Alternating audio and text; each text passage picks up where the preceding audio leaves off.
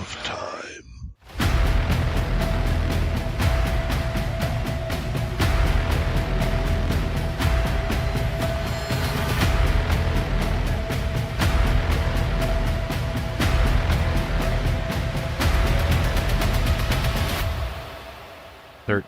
O'clock.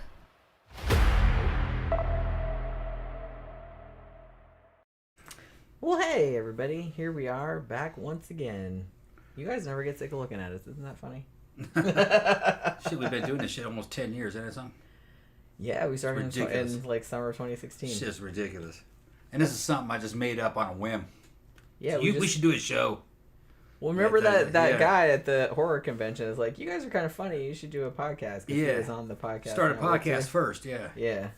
Yeah. And we were like, slideshows. why not? Yeah. Yeah. We could talk. We like to Right. talk. Tom more than me, but I like to talk too. No, she likes to talk. Yeah. Depends on what the subject is. You know what I mean? Let's go ahead and get a sound check if I'm sounding clear and she's sounding clear. I mean, I know her fucking voice sounded deep as fuck on this thing. I listened to some of these videos recorded and your voice sounds so deep. It's that microphone. I have a sultry phone section. She's got a sultry fucking voice. But it's that microphone, people. I assure you that her voice is not that deep in person. It's just the way that microphone sounds. I still get the It's rough, occasional but- comment asking why I don't have a beard. Yeah, right. Yeah, that's funny. So. I never answer them though because I'm like, aw, you so badly want attention. Yeah, that's all woman right there. We got the videos to prove it. So I'm not gonna give you any. Yeah. But like I said, I'm not offended. I was just kind of like, okay, Yeah. you don't have anything better to do, so obviously it's pathetic. It's that microphone. I guess so, but yeah. I mean, I do have kind of a deep voice, but Yeah, but it magnifies it. not that. Yeah, it's not that Yeah, deep in real it's not life. that deep. It just it sounds very ambient. So you know what I mean. It's got it in the microphone. I should do For ASMR. rich. Yeah, you should do AMSR. Yeah. I probably Yeah. should.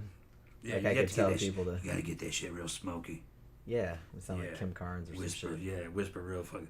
I say all kind of dirty shit. Yeah. Like I said, that's my phone sex. Yeah. guys. Oh, she can fucking talk dirty. I'll tell you. I love that shit. I'll be back there working on her. My head's going, what? Huh? What? Yeah. I'm making up all kind of Making up all scenarios, kinds and he's of like scenarios, fucking yeah. losing it. Hell yeah. Yeah. But, okay, so we're going to do this Andrews Breivik guy.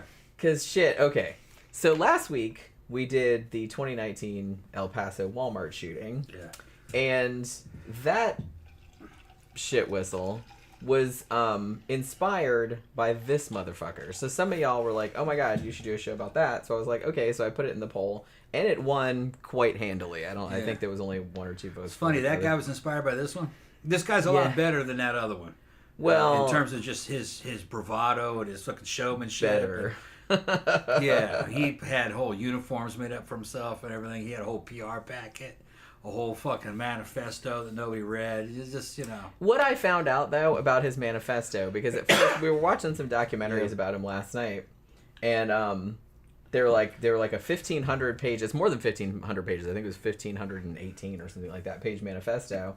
And I was like, well, he does have a work ethic. I'll give him that much. Yeah. But then I found out that he didn't write most of that shit. It was mostly like compiled. Copy Like, paste. oh, I agree with this. I'm gonna stick this in there, so it looks like super impressive. Okay, yeah. So I think it's like less a manifesto as like kind of a cut and paste thing. compendium that he just like put together, Yeah. kind of thing. A lot less impressive. Not that anything is impressive about this. Yeah, we're gonna fucking get into fuck this. stick, but yeah. And I can tell you how this is gonna go at the end. I'm gonna say, look, fucking these dudes always fucking have this fantasy that this operation that they're gonna pull off is gonna change the world.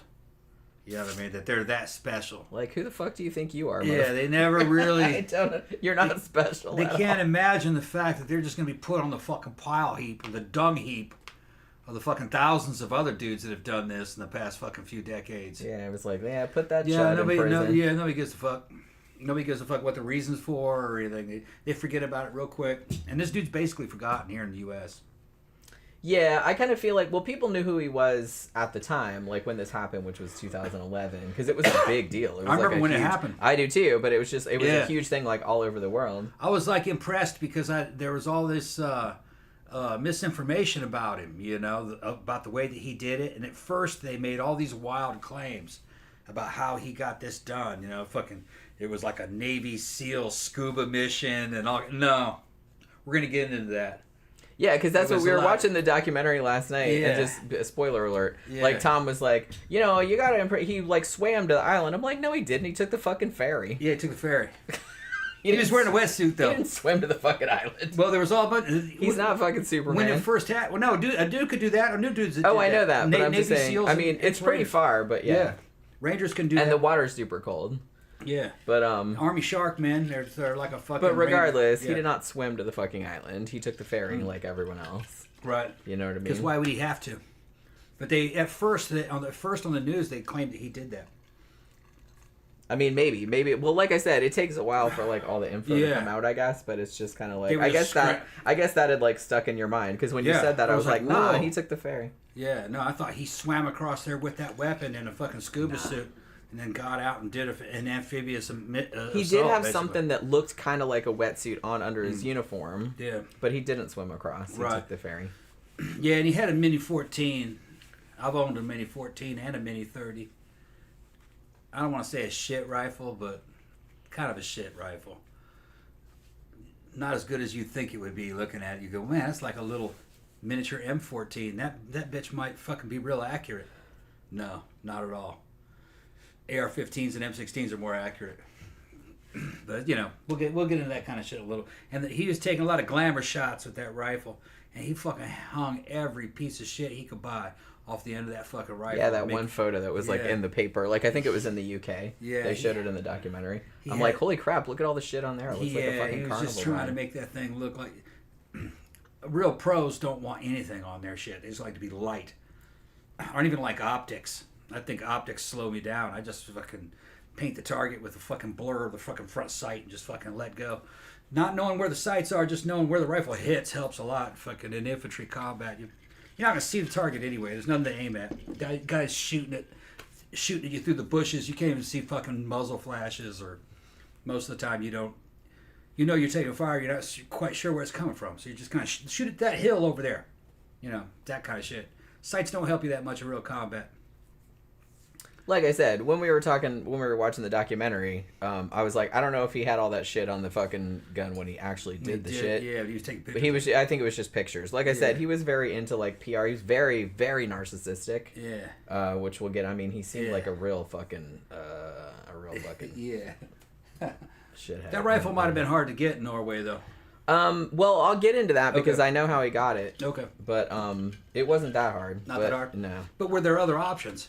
I'm not sure. He just kind of chose that for whatever reason. Yeah, let me catch up with a couple of comments because we got kind of behind. Very early on, CB says, "Who wants to bet Jenny will look gorgeous tonight?" Well, thank you very much. Well, I don't know if I do or not, but thank you in advance anyway. I always look gorgeous. What are you talking about? No way. I absolutely do not. That Randy bastard trying to move on my wife. And then Zach says he wants to bet that Tom will interrupt her about 10 times. Ooh, shut the fuck up, Zach. Harsh. Go ahead and check off that. And then Grunch Truck says, no religion and no politics at all. Yeah, I kind of agree with you on that. It's just kind of... Well, that's what this is. Just kind of... what this was about, though. But like I said, that's kind of like... You gotta figure shit out for yourself, man. You can't, like, look to other people for your problems. Actually, we were watching another thing after we watched the documentary about this motherfucker. I stumbled upon that documentary on Netflix about the 7M, the TikTok dance cult. Yeah. Holy crap, man. They'll make a cult out of fucking anything. Yeah. I mean, that was technically a Christian cult. They said they were Christians. They read from the Bible and shit like that. But it's just like, the way people will get sucked into cults, I don't know, man. Like I said, I know that anybody could probably get sucked into a cult. But I don't think I could ever get sucked into a cult. Because the second, like, somebody comes over and say, hey, you want to join this? No, I don't. So, I don't want to join anything. Fuck off. So you know, but I understand, like, why it happens, but... You have to have some kind of an idealistic basis, I mean, and then you have to have some kind of monetary need. A lot of times they suck them in because they're in need. Well, yeah, like, a lot of people are vulnerable and stuff like that. I'm like, look, I've been in a lot of vulnerable positions in my life, like, as far as financials go and shit like that. But it's like, it never once occurred to me to, like, go and fucking get in some group that said was going to help me out and stuff like that. It's just, that's never going to work out. It never has and it never will. It's just like, you got to figure your own shit out, honestly. Zach says, I don't get why people think women can't have deep voices. These guys these days don't know who Kathleen Turner is. Yeah, evidently not. And even like earlier than that, you know. A lot of these dudes are very low test themselves. They just want to whine about like, somebody, and they just want to whine about. Yeah. And trans people are people to whine about nowadays. They always want to cry about them. Yeah, but she is not trans. And I mean, even if it's like, I'm not offended when people say that, because I don't find that offensive. But it's just don't make people think that you're trans. No, but trans. I'm not offended when people say that. I'm just saying, because I don't consider it an insult. But I'm just kind of like, I don't understand why all these dudes are so fucking obsessed with it suddenly. I know why, because someone told them to be. But you know what I mean. You did. I did what? You fucking went on about it fucking one time. And No, I only went on about it because I'd been getting messages about it. That's why I was talking about it. I didn't start it. Like, I already got messages about it. Zach gave us a super chat, semi-related, but the unspeakable crap I'd do to see Norway someday. Want to visit the farm where my 3 times great grandma was born. So bad. Yeah, I've heard Norway is a beautiful country. It comes up to, like, either the top or close to the top for pretty much every good measure. You'd want to, like, you know, life, people satisfied with their lives and standard of living and all that kind of stuff. They're usually, like, way up near the top. So, and there's very little crime there, which is why this was, like, so fucking shocking to everybody, because it's like, this shit just doesn't happen. It just doesn't happen there. So everybody was, like, really freaked out about it. So, all right. So I got like way behind. Holy crap, I got so behind. All right. Cults happen. Yeah, I mean, we can have a cult of Pookie. I mean, I that's probably the only cult I would join. We'll have a cult of Pookie and Baby. We'll do whatever the kiddies say. Yeah, Xana said there's lots of people without family or friends who want to feel like they're part of something bigger than themselves. That can help explain the cult phenomenon. Yeah, and I feel like I said, pretty much every cult I've ever heard of will specifically target those kinds of people that are, you know, in a different city to where they grew up, who are estranged from their family, who don't really have that many friends or don't have much money or stuff like that. So they know exactly, like, who to target, you know what I mean? And which is really shitty. Like, you know, because they absolutely do that knowing that those are people more likely to fall for it, you know what I mean? Like, get sucked into it. And the thing about the TikTok cult was that it didn't initially start out. I mean, the dude, he runs a church, but like a Christian church, but he also was like a management company, so he had like all of these dancers like from TikTok and Instagram and stuff like that had all these followers, and he was like managing them, you know what I mean? And then he'd be like, hey, why don't you, we do church too, like, why don't you come to that? And a lot of them were Christians, and I'm sure he targeted those people specifically. And then after a while, they're just like, holy shit, we're in a cult. Let's get the fuck out of here. You know what I mean?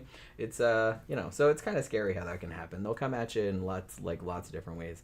I'm just fascinated by that, though. I'm fascinated by all kind of cult shit like that. How you get sucked into this shit. I finally learned how to fucking use crypto.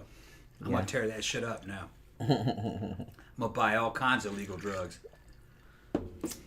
And he just announced it in public. I'm gonna buy all kinds of shit. Like, no one's gonna do anything about it. It's all right.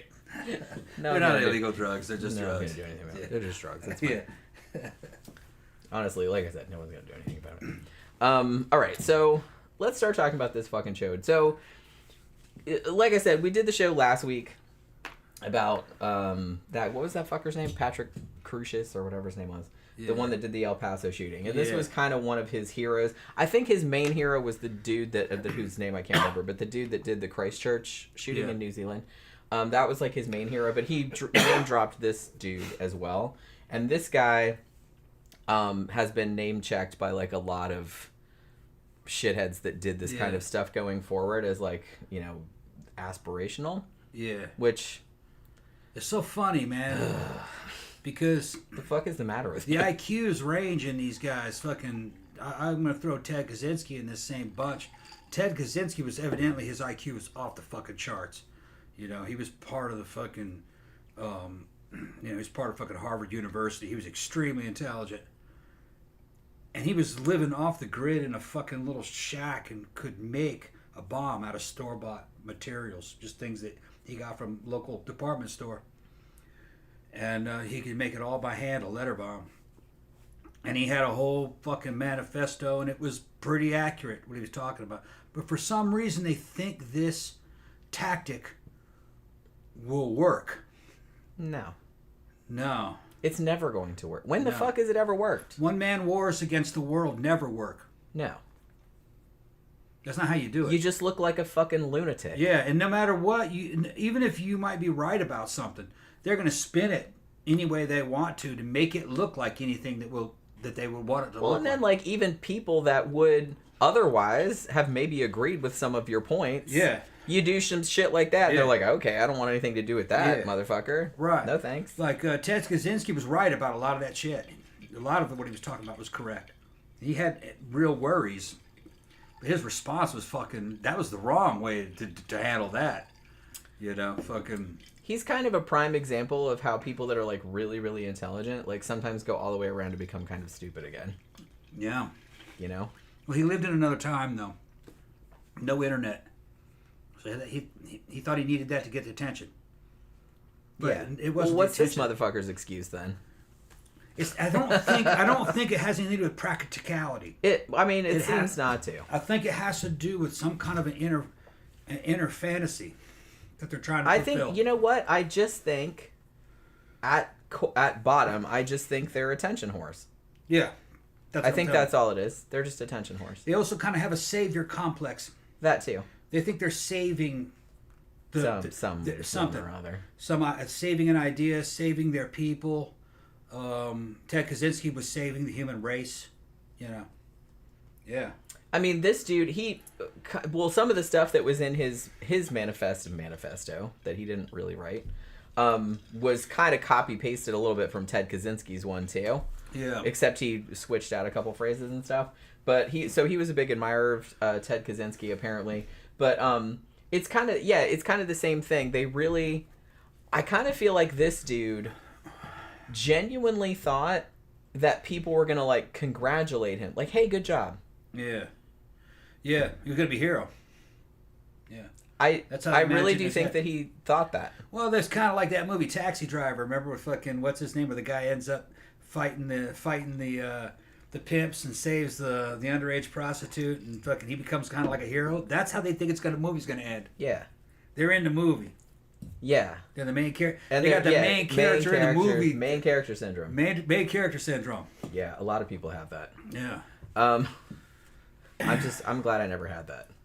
I'm bit part syndrome. Yeah. That's what I have. I think that's better. It keeps you humble. Out of them all, I think the biggest waste was Ted Kaczynski. He was very intelligent. That's what I mean. It's like he just waited.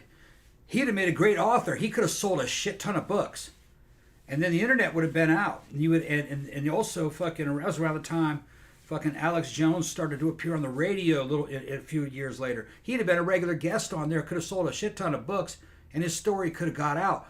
PhD level warfare is information warfare.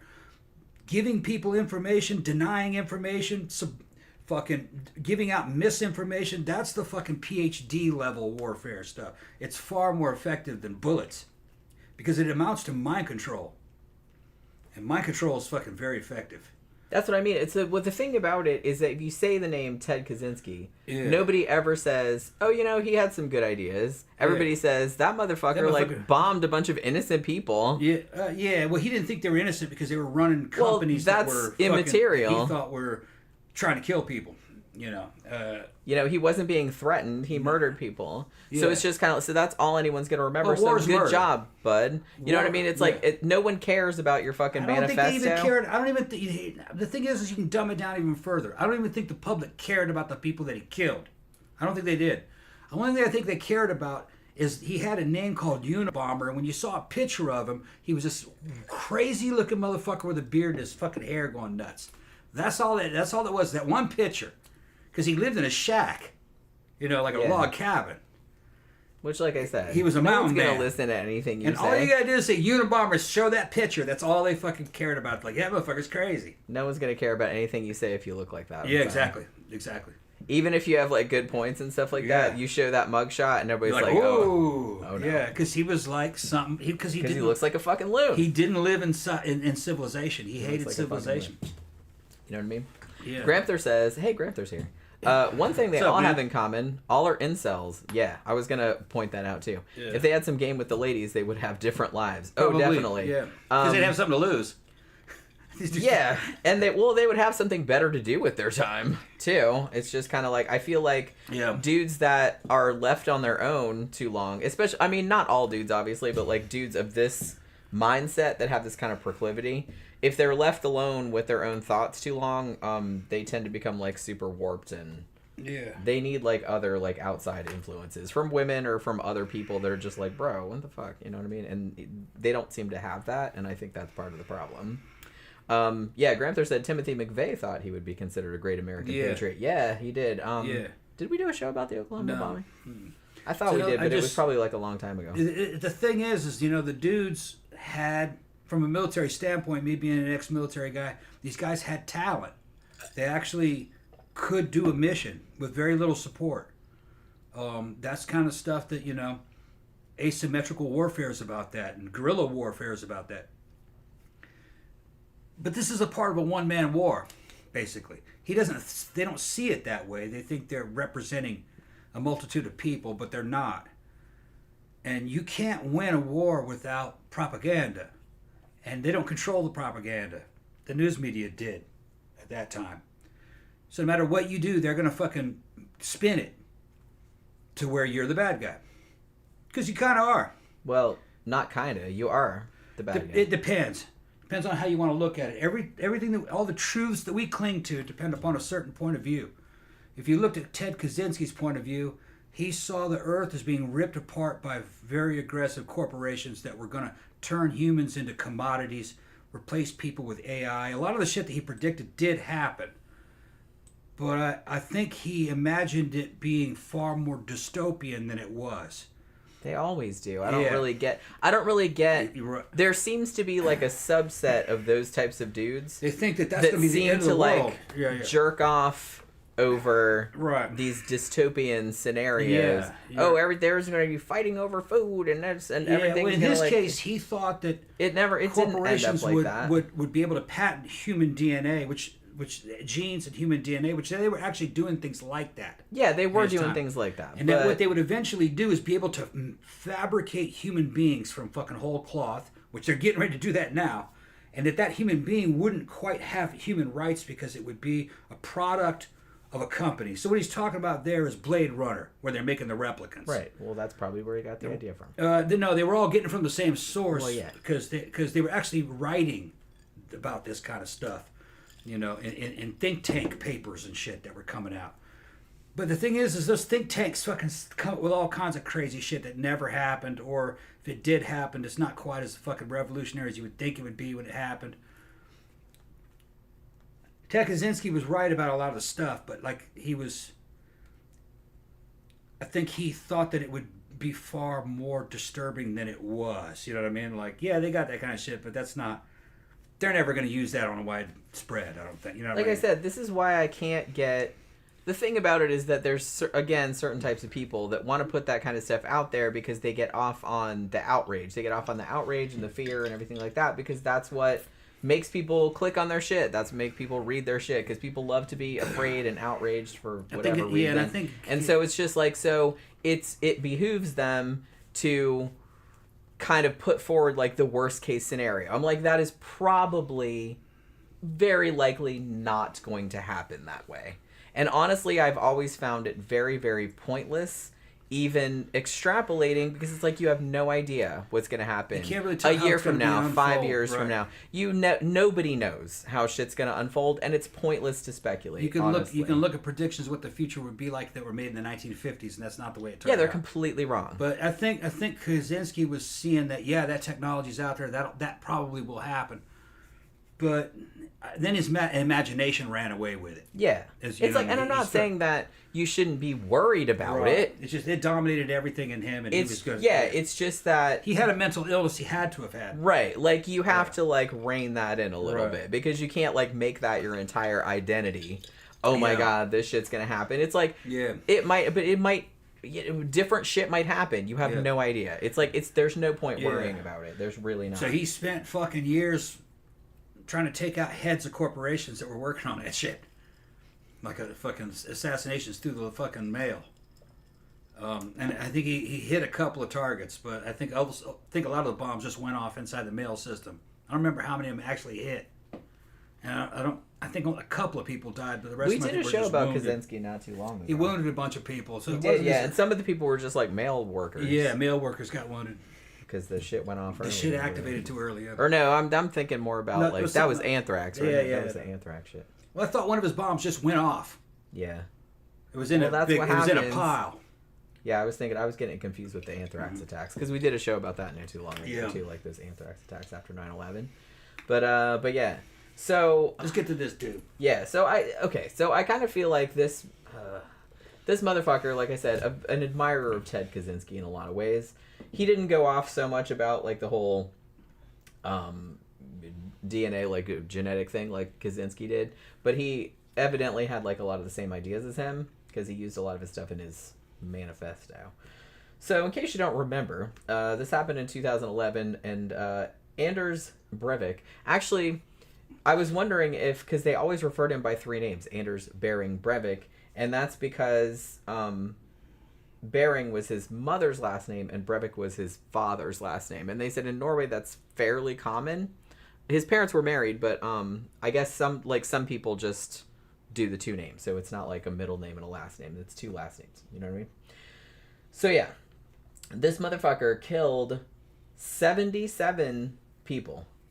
And it was two separate events that happened the same day, which was July 22nd, 2011. The first 8 people were killed in a bombing in downtown Oslo. And then the remaining 69 people were killed on like a little island, like a summer camp. They were like pretty much all teenagers and, and people that were like looking over the teenagers, you know what I mean? It was that kind of thing. So he was very specifically targeting, well, in the bombing in Oslo, he was very specifically targeting the prime minister and like some other kind of high up government officials, of which he did not get any of them. And then on the island, he was targeting what they called the Workers' Youth League, which was basically like the Labor Party, like teenager summer camp that they have every year or whatever. So he was going there like shooting all of them up. Now, this chode, some of y'all have mentioned, and I kind of want to clear this up because I kind of feel like I listened to a couple of podcasts about this guy, and I think people were kind of getting up in arms that he is in prison, thankfully, that when he was convicted in 2012, Norway, their maximum sentence is 21 years. So that's what he got, was 21 years. And everybody freaked out about it. But the thing about it is that after he serves 21 years, then they reassess whether they're going to let him out or not. It's not a 21-year sentence, really. It's a 21-year sentence, then we're going to reassess, and they're never going to let him out. You know what I mean? Kind of like a mental hospital. Yeah, it's just kind of like a thing where, we're going to reassess, fuck him. And so, honestly, it's kind of an indefinite sentence. So he could be in there for the rest of his life, and hopefully he is. But, yeah. He's not going anywhere. I don't know. I honestly, the shit that he did was just so unprecedented and so shocking to everybody over there that it's just like, I don't think they would ever let him out. Because, and the thing about it too is that the whole time he's been in prison, which I'm going to get a little bit more into later on. The whole time he's been in prison, and Norwegian prisons are pretty nice, okay? It's not like you're in the quintessential Turkish prison. I don't know what a Turkish prison is like anymore, but that was kind of like the cliche. Back in the old day, a Turkish prison, they just throw in a hole in the ground or whatever. It's like, they're not even as bad as American prisons. I mean, he's in isolation for sure. Like, the only people he sees are like the guards and stuff. He's not in general pop. But, he has like essentially his own little apartment. Like, he has access to books. He has like a little gym. He has like a little... like a PlayStation or whatever, but he's not allowed to like see any other people. I think he can even go outside like for limited amounts of time, but he has like a pretty cushy life, and yet all he has done since they have put him in prison is piss and moan and whine and cry about how his human rights are being violated, which Boo fucking who? Motherfucker, like, you shouldn't have done it. So he's keeping himself fucking occupied. I guess. But it's just kind of, I was like, that's so fucking typical. Like, they're just like, oh, I'm this big fucking Knights Templar hero or whatever. And then they put him in, like, a fairly nice prison. Like I said, Norwegian prisons are pretty nice. They put him in there, and all he does is fucking cry about it. Like a little bitch. So I was just like, all right, great.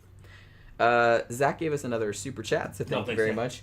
Never getting out of what's essentially a luxury hotel with guards. Yeah, I mean... Also, did you know Norway had a king or royal family before the show? Yes, I did know that, actually. Yeah, Europe's not used to crime. They're real soft on it. They don't so have a lot of it. They don't really have it, so they don't know how to react to it. He just didn't. He wasn't taught right. Well, I will admit that this, and I'm not excusing it. It never excuses it, because I say this on a lot of serial killer shows. He kind of had a fucked up childhood, which I'll get into in a little bit, but... It doesn't mean you don't punish him. But like I said, I still think that you should punish them. I honestly, obviously they're doing something that works because Norway has a super low crime rate. And I know that a lot of people complained that they thought, oh, well, he had this, like, nice prison cell. Like I said, he's in isolation, and he's in prison. Like, they don't let him out or nothing like that. But it's not like they don't just throw him in a hole in the ground and make him shit in a bucket or anything like that. But the fact that he's in, like, fairly reasonable conditions and he's still whining about it makes me hate him even more. It's Norway, man. That they're very, very white in Norway. Very, very soft. Very soft. So you're victim blaming now. What's that? You're victim blaming now? No, he's soft too. They're just he definitely did not think he was soft. He thought he was some, like, hard motherfucker. He's soft. I guess. I don't know what that was fucking soft. So yeah. I mean, he's fucking soft. He's a douche, that's for sure. So yeah, so like I said, all he has done is, like, fucking piss and moan and cry about it, which is typical, really, with these kind of dudes. So let's go back and talk about this shithead from his earliest days. Like I said, I will admit he did have kind of a fucked up upbringing. So he was actually born in 1979. And he was born in Oslo, but then, like, when he was a kid, like, before he turned 1, he was in London because his dad was, like, a diplomat or something. So his mom was a nurse whose name was, I think it's Vanka.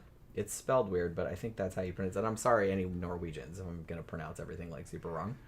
But her name, I think, was Vanka Behring. And his dad was actually an economist named Jens Breivik. Now, his dad was also a diplomat, and he was in London and I think also in Paris he worked in the Norwegian embassy. And then so Anders' parents got divorced when he was just 1 year old. And then his mom moved with him back to Oslo, like, into an apartment.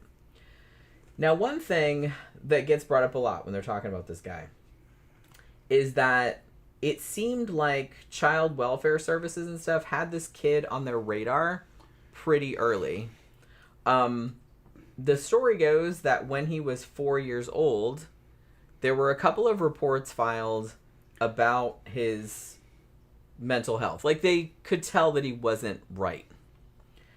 One of the things that they noted when he was assessed was that he seemed to have that, that sociopathic thing where he had this weird ass smile that didn't have anything to do with, like, his emotions. Yeah. But just seemed to be like, it was just painted on their face, like, for the benefit of other people because he's supposed to be smiling. Yeah. Like, people noticed that when he was a little kid.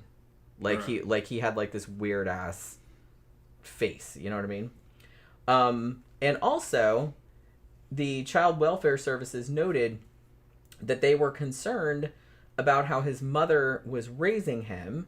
She was abusive, like, she hit him, like, physically and emotionally abusive, like, often telling him that she wished he was dead. And also, the reports say that she it's always inappropriate, that she sexualized him. Like, she had these weird sexual fantasies that she, like, imposed upon him.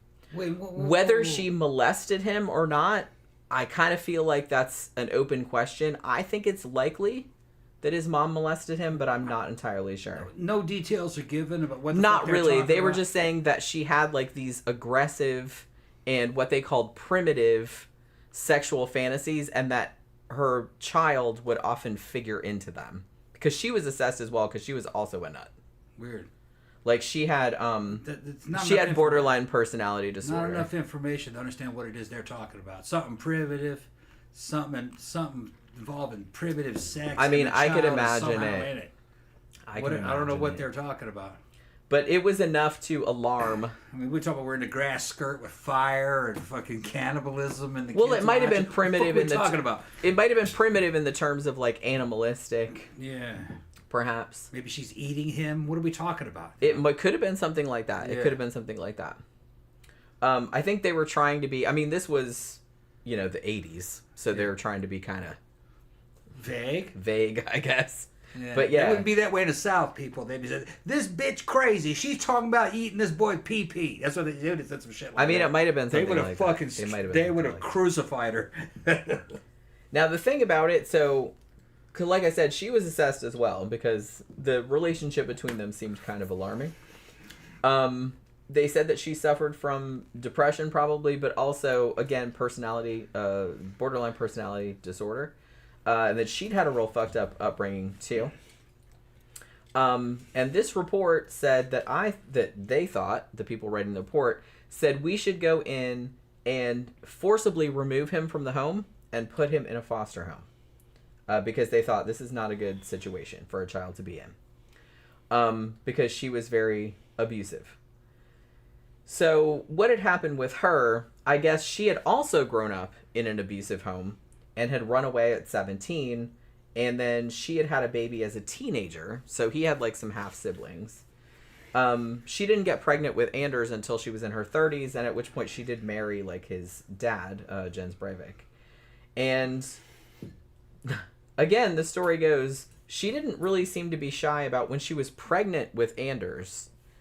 She would tell people that he was evil, that he was kicking her on purpose inside the womb, and that she wanted to abort him, but by the time she got to the abortion clinic, like, it was too late, like, it was past the 3 months, like, that they won't do an abortion after 3 months. And so she basically, and she wasn't shy about telling him that shit either.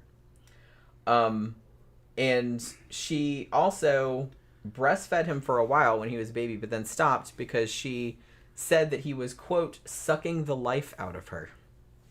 So this is his mom. Okay. So you can see, here's the thing. Obviously, she's horribly mentally ill. How much of that genetically did she pass on to him? Because he is obviously also very mentally ill. And how much of that was exacerbated by her treatment of him? Because the thing about it is that she said that she thought he was an evil child, and I was like, well, he just grew right into that, didn't he? Who's his dad? He was like an economist or something. He went around. They his parents divorced when he was 1. Okay, so he didn't have any father around him. Yeah, like he would come and visit sometimes, I think, but he wasn't like super Not a present. big deal, yeah. I think he like remarried later. Like, and she did too, I think, but yeah. So he didn't really have a close relationship with his dad. His dad, No. dad didn't really do much for him.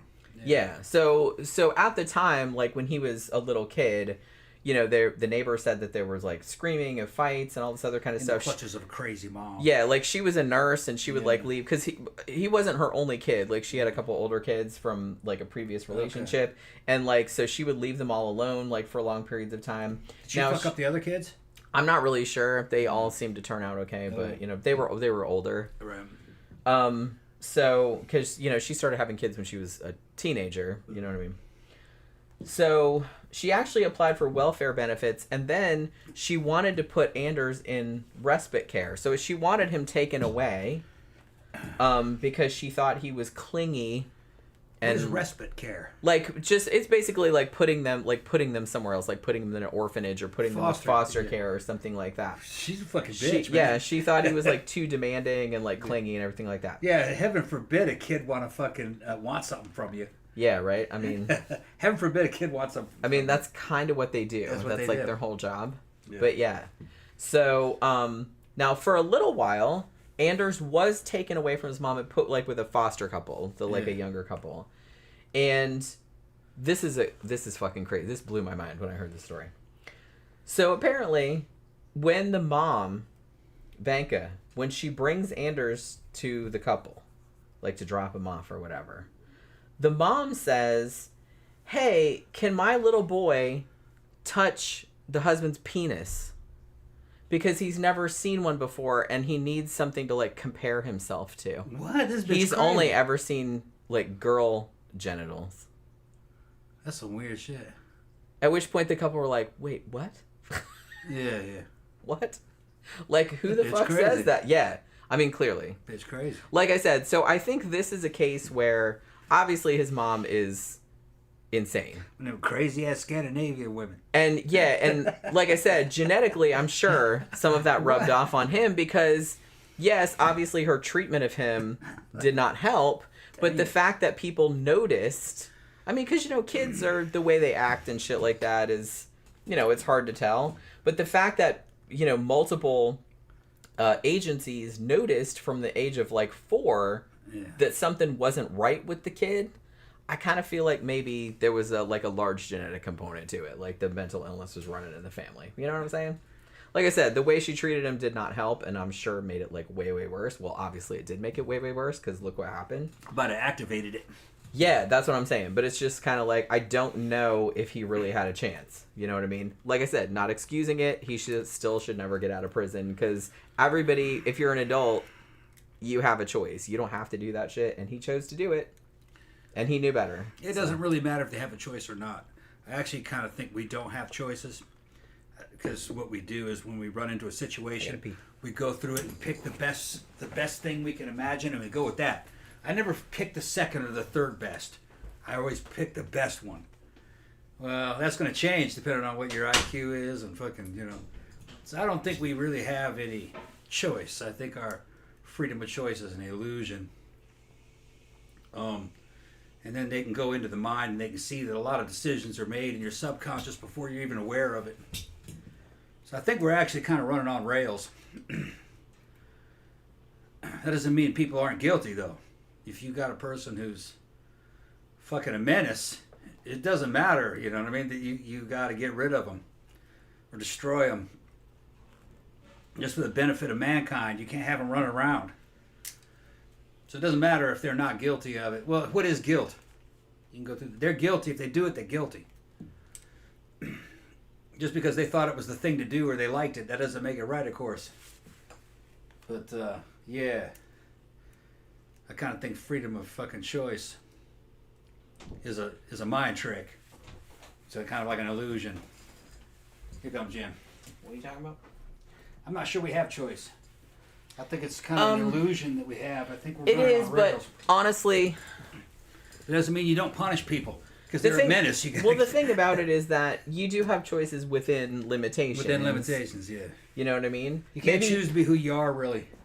Yeah, but like, Kind of. Well, honestly, I always kind of felt like if you feel that you have choices, then in essence you do have choices. Even though realistically, yeah, you only have like a limited number.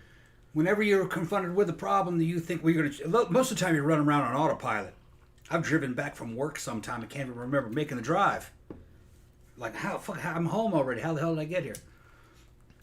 A lot of you is just automatic. But whenever you're confronted with a decision to make, you make the best decision you can come up with. You never make the second or third best. That's not a choice. That's you just doing your best. That's all that is. But a person that might be more intelligent than me or have more information would pick a different choice. Because they were acting on more information, you know? Yeah, I mean, you can only act only do on what what you can you're do. presented, which, like I said, you Right. can only do your best in any situation. A lot of these serial killers, I think, do what they do kind of automatically. That doesn't mean they're not guilty, man. You fry them.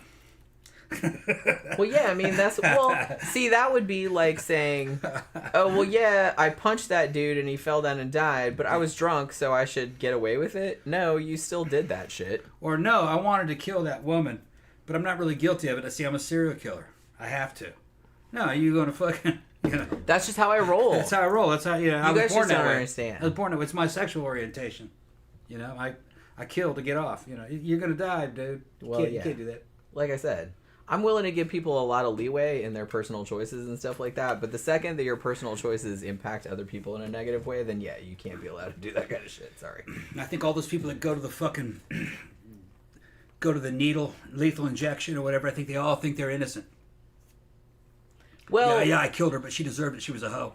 They're like that. The human mind is amazing like that. It can Right. justify pretty much anything. You can do all kind of mental contortions to come up with why you were righteous. Yeah. And like do that in that situation. That's a fucked up mindset to have. Everybody kind of does it. I do not think like that, but I know a lot of people do. This dude's going, I killed all those people, but they were all commies. Fuck them. Well, he thought he was doing the right thing. Like, and he seemed... he wasn't surprised when he got caught, but I think he was surprised that he wasn't more lauded. I think that he thought that he was going to get, like, some fucking accolades and shit. Yeah. So I'm going to kill commies, and the guys on the right will love me. I'll be a hero. Which, I mean, the second part didn't really go down that way. He was instantly forgotten. Well, no, because there's dudes on the fringe that are into that. Because, like, that motherfucker that we talked about last week. That's not what they were counting. He was counting on, though. No, he was counting on like, the mass whole world. approval. Oh, my God, you're right. Yeah. Mass approval from fucking you're the just right, crazy. the far right, and the center right, and everyone is going to be on his side. That was, in his fantasy, that's how that movie was going to end. You know what we call that? Delusion. Yeah. That is delusion. Mm-hmm. Zach sent us another super chat. Thank you very much, Zach. Zach just feels guilty for money bags. What money bags? Money bags. Zach just feels guilty for fucking with me early on. We're saying that you were interrupting. Keep that flash bulbs rolling. You keep that flash bulbs rolling. I'm kind of used to it though. Yeah. I just started talking louder like over you. He says, to be honest, I'm not shocked that Scandinavians are kind of nuts. Look at Ingmar Bergman's movies. Yeah, that's true. That's nuts in a different way though. I went to high school with a bunch of them when I was in Brazil at the international high school I went to. Yeah, they're crazy. Especially the girls. Everyone's crazy. Yeah, the guys were less crazy. The girls were fucking crazy. Pretty, but crazy. I thought y'all loved that, though. Hot and crazy. No, man. They were like nuns. Okay. Well, they were like nuns. Real frigid. That's no fun. Real frigid. And they would like turn their nose up at the Brazilian girls because they were wearing fucking tonga or thongs. You know? Back in the 80s, Brazilian girls wore what's called fio dental, a dental floss. Little bitty, just like pasties. Just covered the nipples and a little bitty triangle, and just the back is just fucking dental floss. It's what you'd call a thong today. That's a Brazilian thing. Those girls would wear that. They'd wear that shit to school, and take sun. Cause we were at a fucking rich high school. They'd take sun for fucking break, lay out, get a tan, lay out for fucking lunchtime. The fucking Swedish girls were like, that's so sexist. They were like that, man. That's showing off too much. Those girls were fucking stacked, man. Phantom says the fact that the 2009 Uwe Boll film Rampage, I don't know if I pronounced his name right. I never know how to pronounce his name. Predicted this before it happened. Did it really? I've never watched any of his movies because they look terrible. Tells me it was planned by more than just Breivik himself. Either that or he got inspired by the film. I kind of feel like probably the latter. I don't know. He was like big into gaming and big into that kind of shit, so I don't really know. I'd say it seems more likely that he was inspired by a movie than that he had a accomplice. You know what I mean? I mean, as far as I know, like, I know that every time something like this happens, everyone's all like, oh, he must have had somebody else helping him, but I don't think he did. So, alright, so when this fucker went to school, they said he was actually quite intelligent, and he was kind of a big dude, you know, kind of physically strong or whatever. But, you know, as you might imagine, he had a hard time because of on account of him being a sociopath, it seems. He couldn't really make friends or anything like that. He didn't really show any emotion. He was just very blank, very cold. But he did seem to exhibit signs. I don't know if he was ever diagnosed with this, but he did seem to exhibit signs of OCD. Like, he was real uncomfortable when things were out of place or things were dirty or something like that. So, yeah, I've seen it, you know, I've seen some people, like, kind of post-mortem, like, diagnose him with OCD because it does kind of sound like that a little bit. Now, because of all of this shit, his dad, Jens, did actually file for custody, because this was when he was still a kid. Now, here's the weird thing, though. His mom, who seems like a fucking piece of work, I'm going to say, even though she was willing to give him up to foster care, she did it, right? Even though that didn't, like, work out in the long term. But then when the dad filed for custody, she flipped out, and she was like, no, I'm keeping him. And then she, like, countersued. Like, no, I'm going to keep full custody. Just, I guess, to get back at him, I suppose. So they both got lawyers. They sued each other. All this other kind of crap. And then, like, the court eventually kind of just threw the whole thing out. Because they're like, look, we can't... There's not enough evidence here to, like, say that he has to be in foster care. It's just kind of like... It was a big clusterfuck, you know what I mean? And the thing about it was that there was testimony from some of his teachers, like at the nursery school he was at, like and stuff like that, said he's just a normal kid. He's a happy kid. Like, he wasn't acting weird at school, really. So a lot of the teachers and stuff like that, like, testified that he was normal. And so the court was like, well, we don't really, there's just not enough evidence here to, like, do anything about it. So they did supervise the family for a time. Like, they had, caseworkers, like, come over and check on him and everything like that. But that kind of fell by the wayside eventually. So I was watching one documentary that speculated that it's like, had Anders been taken away and, like, been put in foster care, like, with a normal, like, loving family, would he have turned out okay? Yeah, it had a better maybe. chances, yeah. I mean, but I don't know. It's hard to say. Like, he might have had problems that were just too big to fix, but it always does help having, like, a good, loving family, like a support like that, even if you do have mental problems, like, getting help. Now, some people are just so sick that nothing that you do will really help them. But I think it's kind of a mid to high functioning psychopath. I think that's what he seems like to me. Right. But there are some people that are very high functioning psychopaths. They're psychopaths, but they never degenerate into violence. They actually become really successful. But the difference is that they have the psychopathic genes, but they had real good families. Yeah. So because if you have a nurturing environment, right, like, those that negative traits can actually be turned to something positive. Yeah, they got good leadership skills. They can take risk a lot better. They're kind of fucking brave.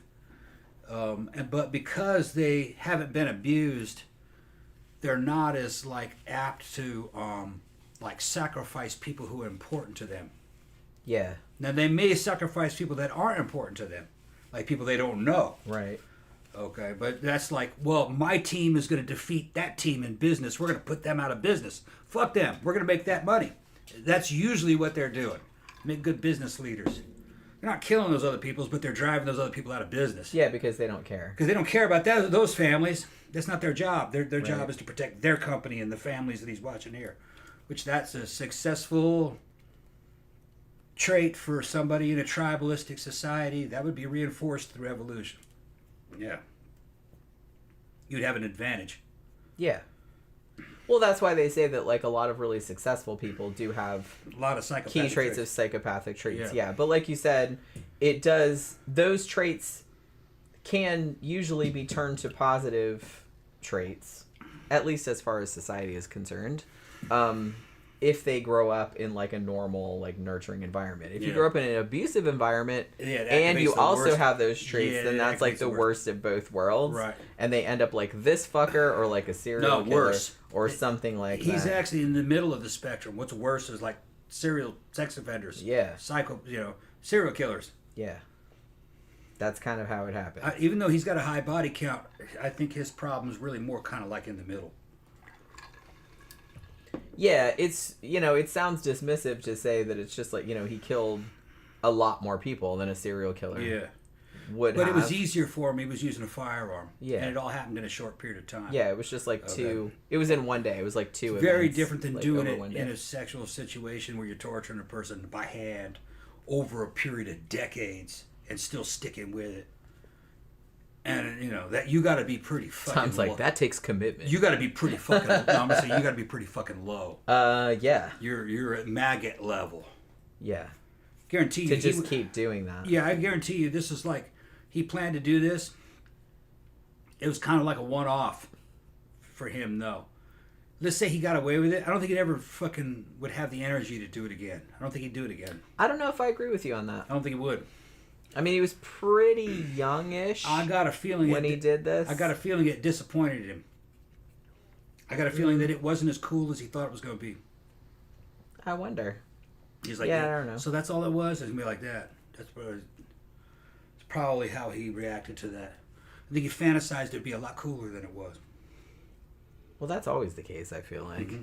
That's why if you have, like, really cool fantasies, like, don't try to act them out in real life, because it's never going to live up to that shit. Right. It's much better in your head. Yep. So he did that shit, and he was like, that's all it was?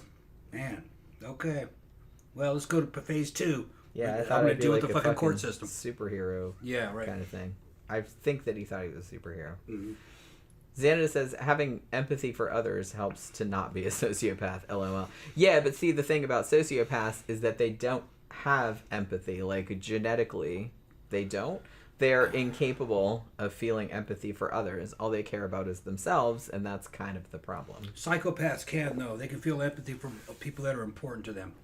Because the high-functioning ones can. Because they see other people as kind of an extension of themselves. In other words, you know what I mean? It's kind of like I don't want to say a pet, but that person is a reflection on them.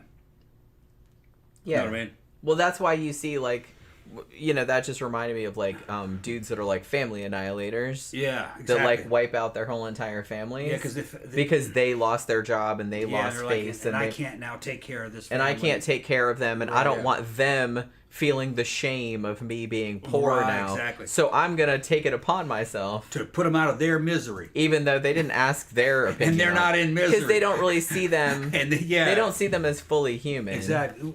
I don't think a true psychopath has the concept of human.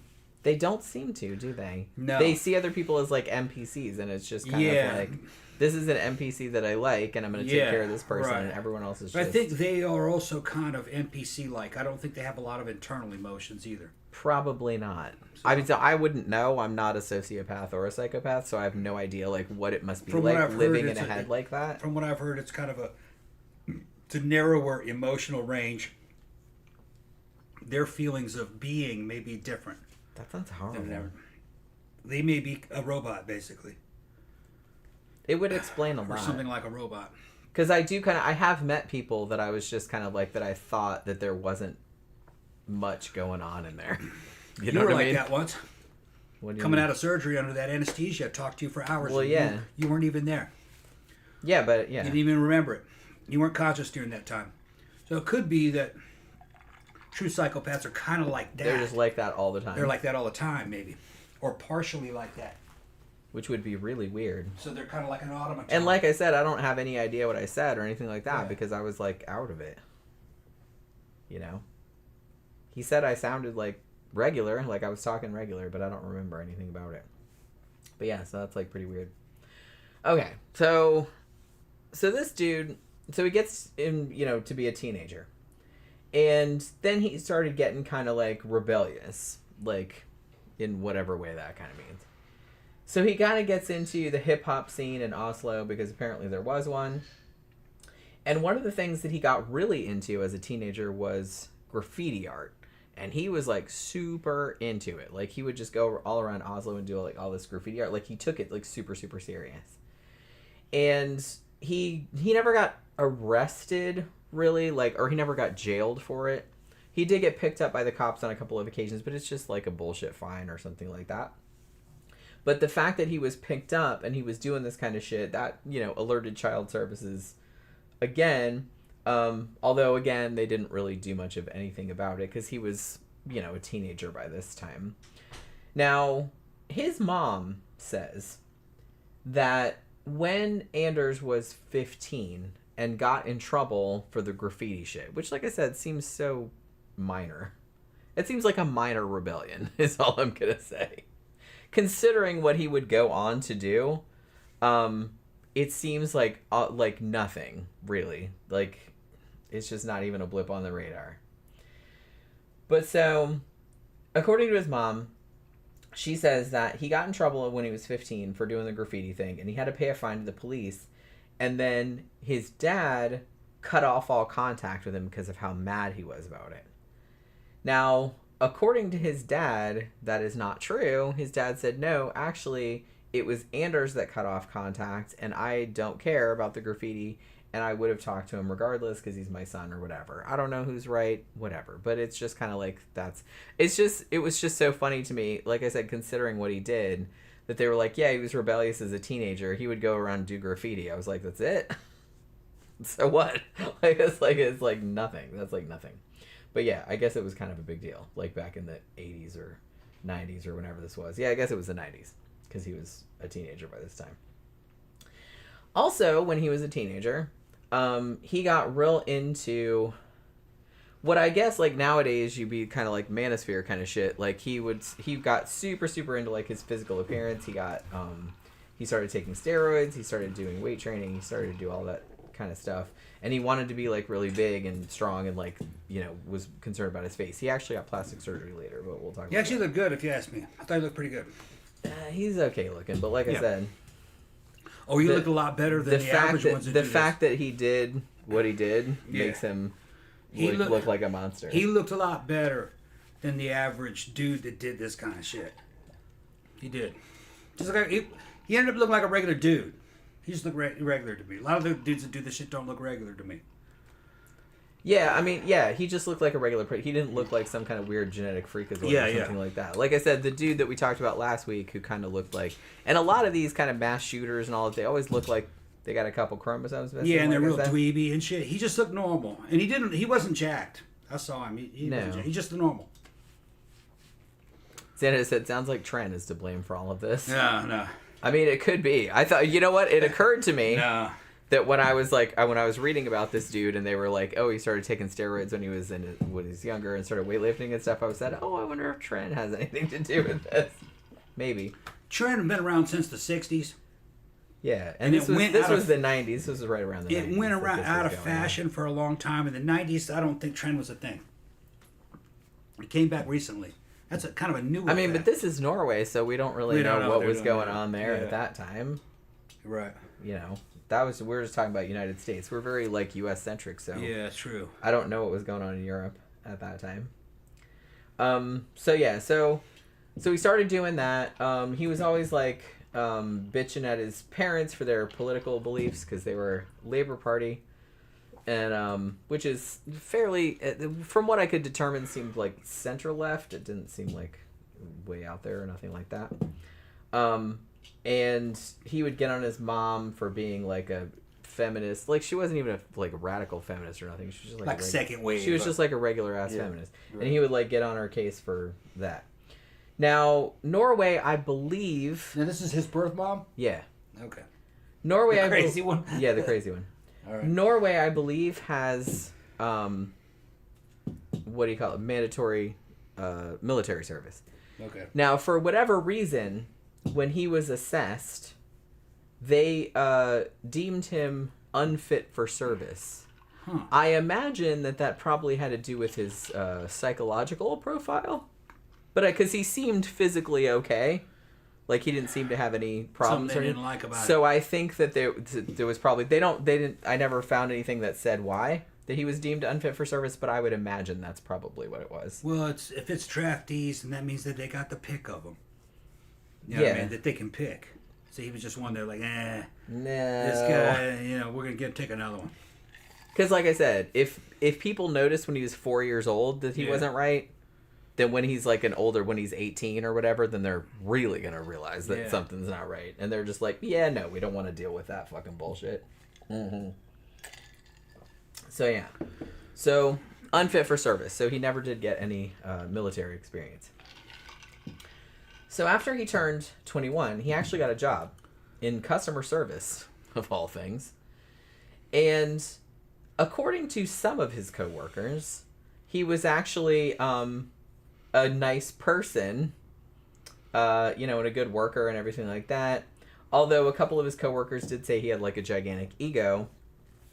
And another person said that he was nice to everybody except people who weren't white. Like he was ruder to them. Like he didn't like Arabs or he didn't like South Asians or whatever. Right. And like he'd get was ruder to them than he would be to white people, which red flag, you know what I mean. Like Norway's just jam-packed with them. Well, I mean, there are some, but it was enough for people to notice, you know what I mean? It's funny. You know what I mean? Yeah. Now... Norway's still white as shit. He was not... And the thing about it was that he apparently was not one of those dudes that just stayed in his own country. Like, he traveled, like, all over the world, pretty much. Like, he went to, like, a bunch of different countries. There was a thing where he met some woman online on, like, a dating site. And she lived in Belarus. Okay. And, like, he actually went to visit her. And I think she came and visited him in Oslo as well. I'm like, was that, like, a paid situation? No, probably not. I don't know. But, you know what I mean? I don't know if anything ever came of that. That dude wouldn't pay for that. But, he's not the right profile. Yeah. So, also, other than, like, all the steroids and working out and stuff, he also, according to his friends at least, got plastic surgery on his face. Like, he got his forehead and his nose and his chin done. That's weird. Yeah. So it's not like he was born with a bad nose that he had to fix. I don't know what he looked. Chin I mean, there were pictures, like, in the documentary, there were pictures of him as a kid, and he just looked like a regular-ass kid. He didn't look weird or nothing. He wanted to look fucking... He wanted to look more Aryan, I guess. He wanted to look fucking, proper.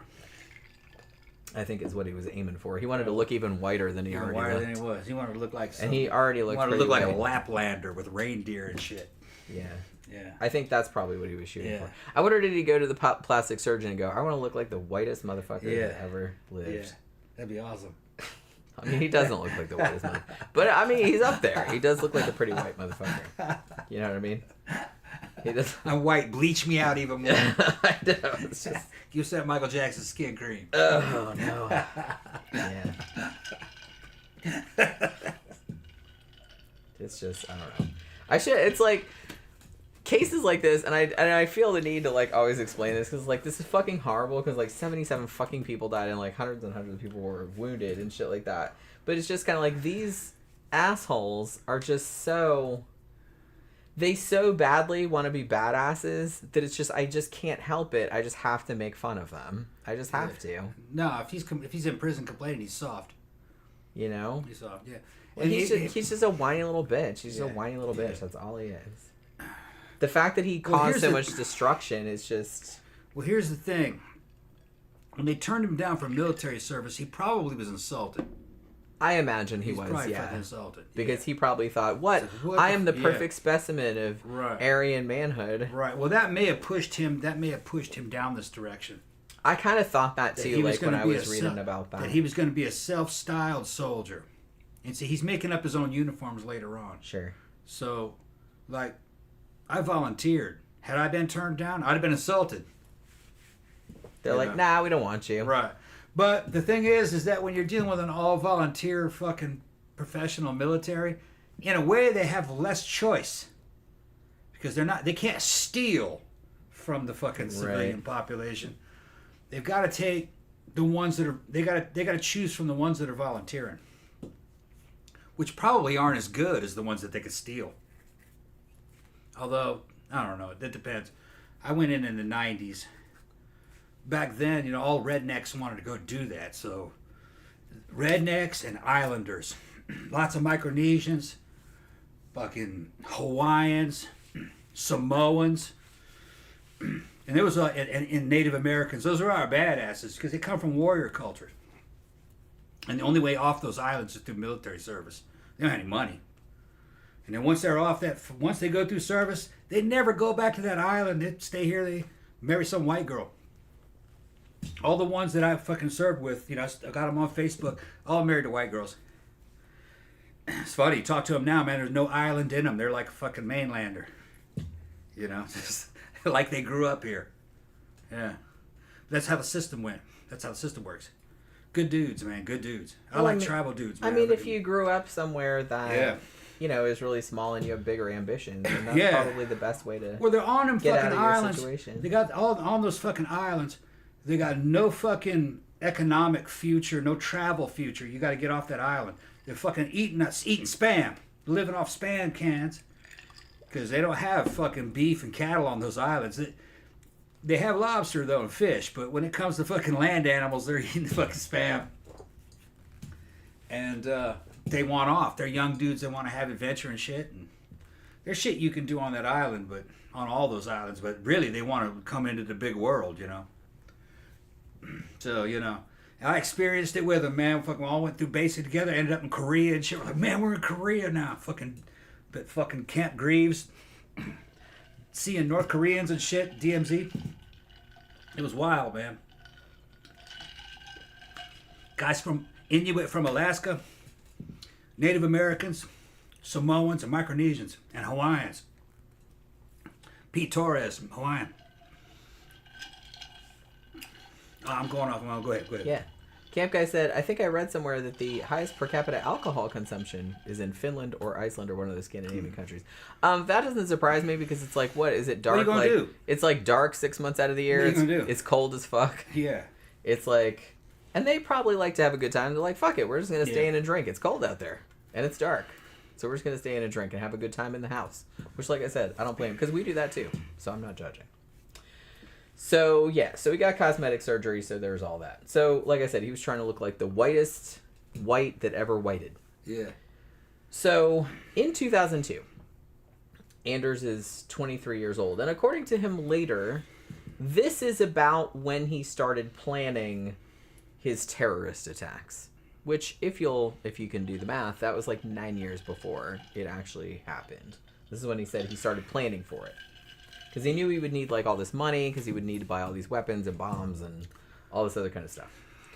So what he did, and like I said, and I'm not, please don't take this as like any kind of admiration for this fucking fuck knuckle, but he did have gumption, okay? He did have like a go-getter attitude, right? Like he had a focus. He knew, I'm gonna kill as many people as possible. And I'm going to take years to do it, and I'm just going to plan, like I said, you know. So he had a goal, and he was focused on it, as fucked up as that goal was. So what he did in 2002 was he founded his own company. It was a computer programming business. And he founded it with the sole purpose of raising money for his upcoming terrorist attacks. Which, that kind of blows my mind a little bit. He did keep them, like, remember he was working at the customer service job, and he was apparently, like, pretty good at that. But he kept that job and, like, started the business on the side. So, like, he would have some money coming in. So he had this business going, and he was working part-time. And soon enough, he had raised 1 million kroner, which in American dollars nowadays is about $93,000, which is a lot of fucking money. And he, like, opened up bank accounts offshore. Like, he hired a couple of people so it looked like a legit business. Because, like, he didn't give a shit about the business. He just wanted, like, the money. You know what I mean? Now, the company did eventually go bankrupt after a little while. But when it went bankrupt, he actually still had 2 million kroner, like, in the bank. And whatever. And then afterward, he moved in with his mom so he could, like, save more money and keep on planning the shit. So he was thinking about this for a long time, at least according to him. So, for a couple years, he has all this money in the bank. He's living with his mom, saving up more shit. I think he was still working at this time, but I don't really know where.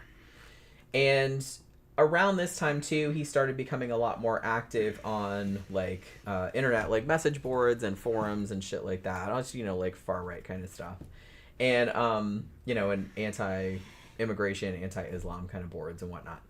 And he also started taking pictures of himself in various uniforms, holding various firearms, stuff like that. Like, it seemed like he was trying to look as Aryan as possible.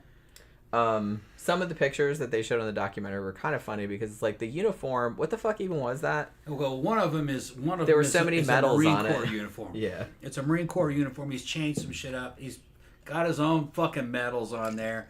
He's got fucking like Knights Templar type crosses.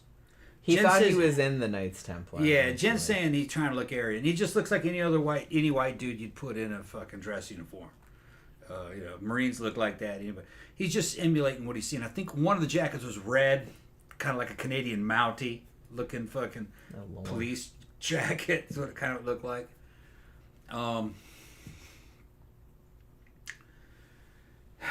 the weapon that he was posing with. I guess, is it time to get into that? I'll get into that. Get into that later. Okay, because, like in a couple of paragraphs. Right, because I got a lot to say about what his I'm kit sure you do. and what he was using. He's fantasizing. It's not, whatever. Okay. Dudes have fantasies and shit. Phantom says Norway's got trolls because the Troll Hunter film said so. That was a great fucking movie. If you guys haven't seen Troll Hunter, I don't remember I think I reviewed it. I don't know if we reviewed it, but I love that fucking movie. It's found footage, but it's really really good. Actually, it's more mockumentary than found footage. Zach says I love Finnish people, man. They're like the Florida men of Europe. And then Xanadu said Norway is the world's largest consumer of frozen pizzas per capita. Interesting fact. Man, there's times where fucking frozen pizza's good. It really does kind of hit the spot sometimes. It's like a white trash thing. Well, when I lived alone, and even when I was married before, like we always had like 4 or 5 frozen, but usually DiGiorno's. Those were the kinds that I liked with the expanding crust. I like the cheap ones.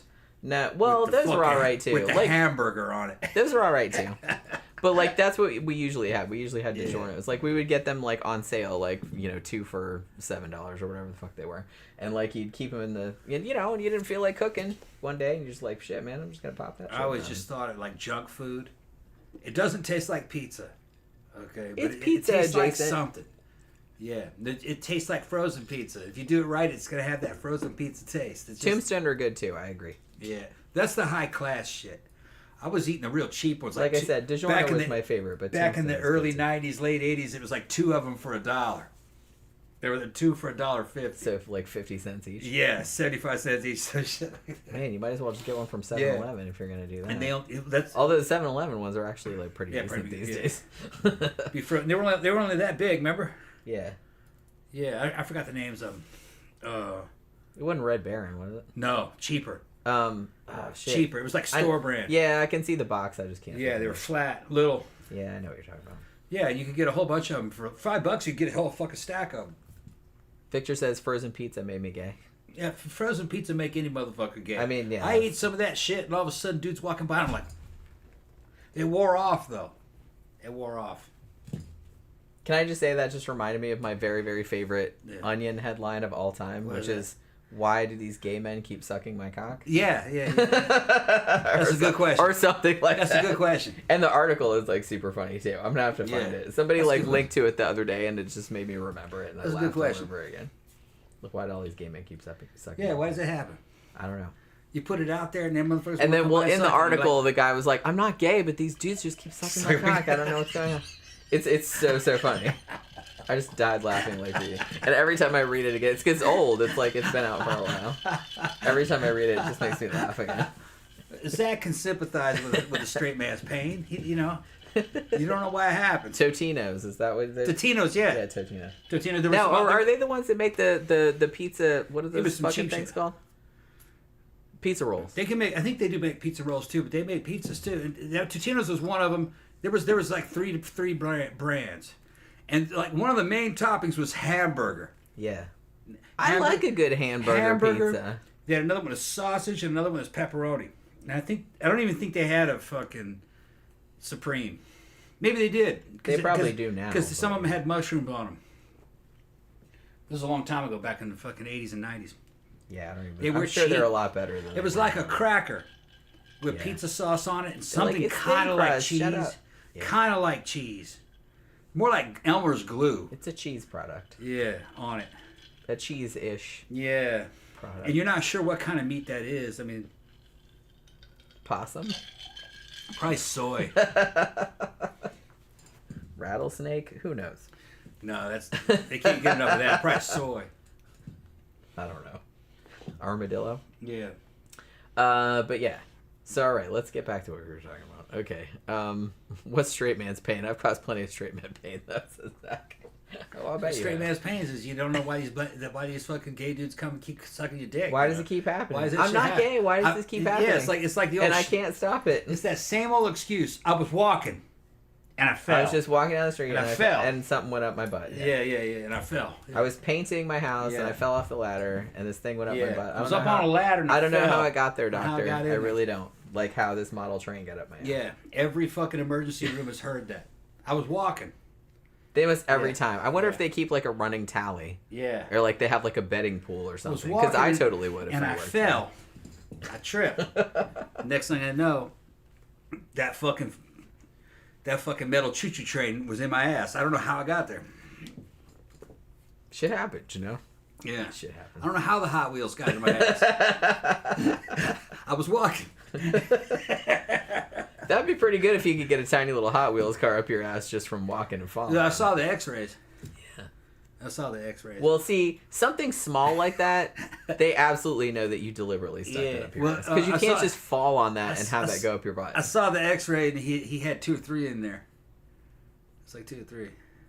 Okay, That was so, on Gore Gallo. So he's Got like done. some Albert Fish kind of Yeah, shape, he's except, putting- he's except for putting- putting pins in his taint. He's putting Hot Wheels cars up Now his here's butthole. the thing. All they had was just the fucking. Okay. They just had a fucking photo of the X-ray. For all we know, that's a little kid that put them up in there. There was no information. Okay, see, that's okay. You know, Because like But it was little just funny. little kids put shit up their nose all yeah, the time. Might have been some little boy putting some shit up his butt. And that's actually like pretty plausible. I was thinking that at the time. I was CB like, said I bet mo- you that's not an adult. CB That said doesn't- most guys are gay after 8 beers. True. it's all part of gay liberation theology. I mean, most Yeah, and most it's girls where- don't it's where- even it's need where that many. gay men fantasize that all men are gay, except the straight guys that they're trying to turn gay. I mean, And then girls don't eventually even they need turn that gay. many beers Yeah. before they go that way. We're like I said, we're a lot more flexible. All right, so can we get back to the topic or what? Yeah. All right.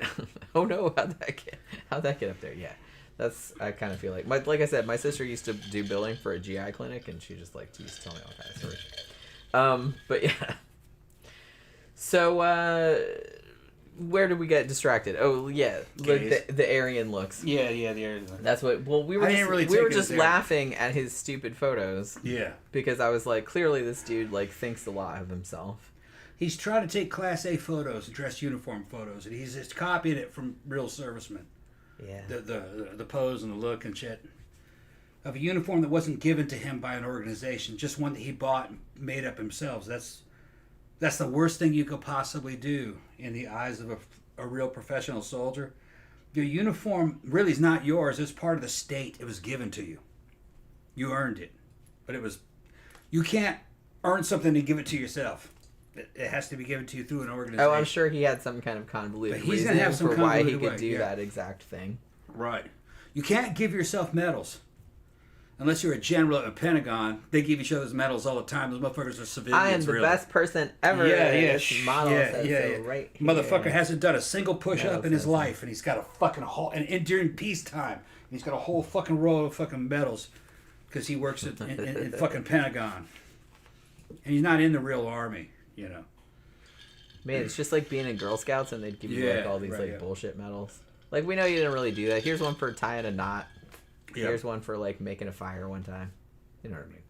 Anybody above colonel is full of shit, basically.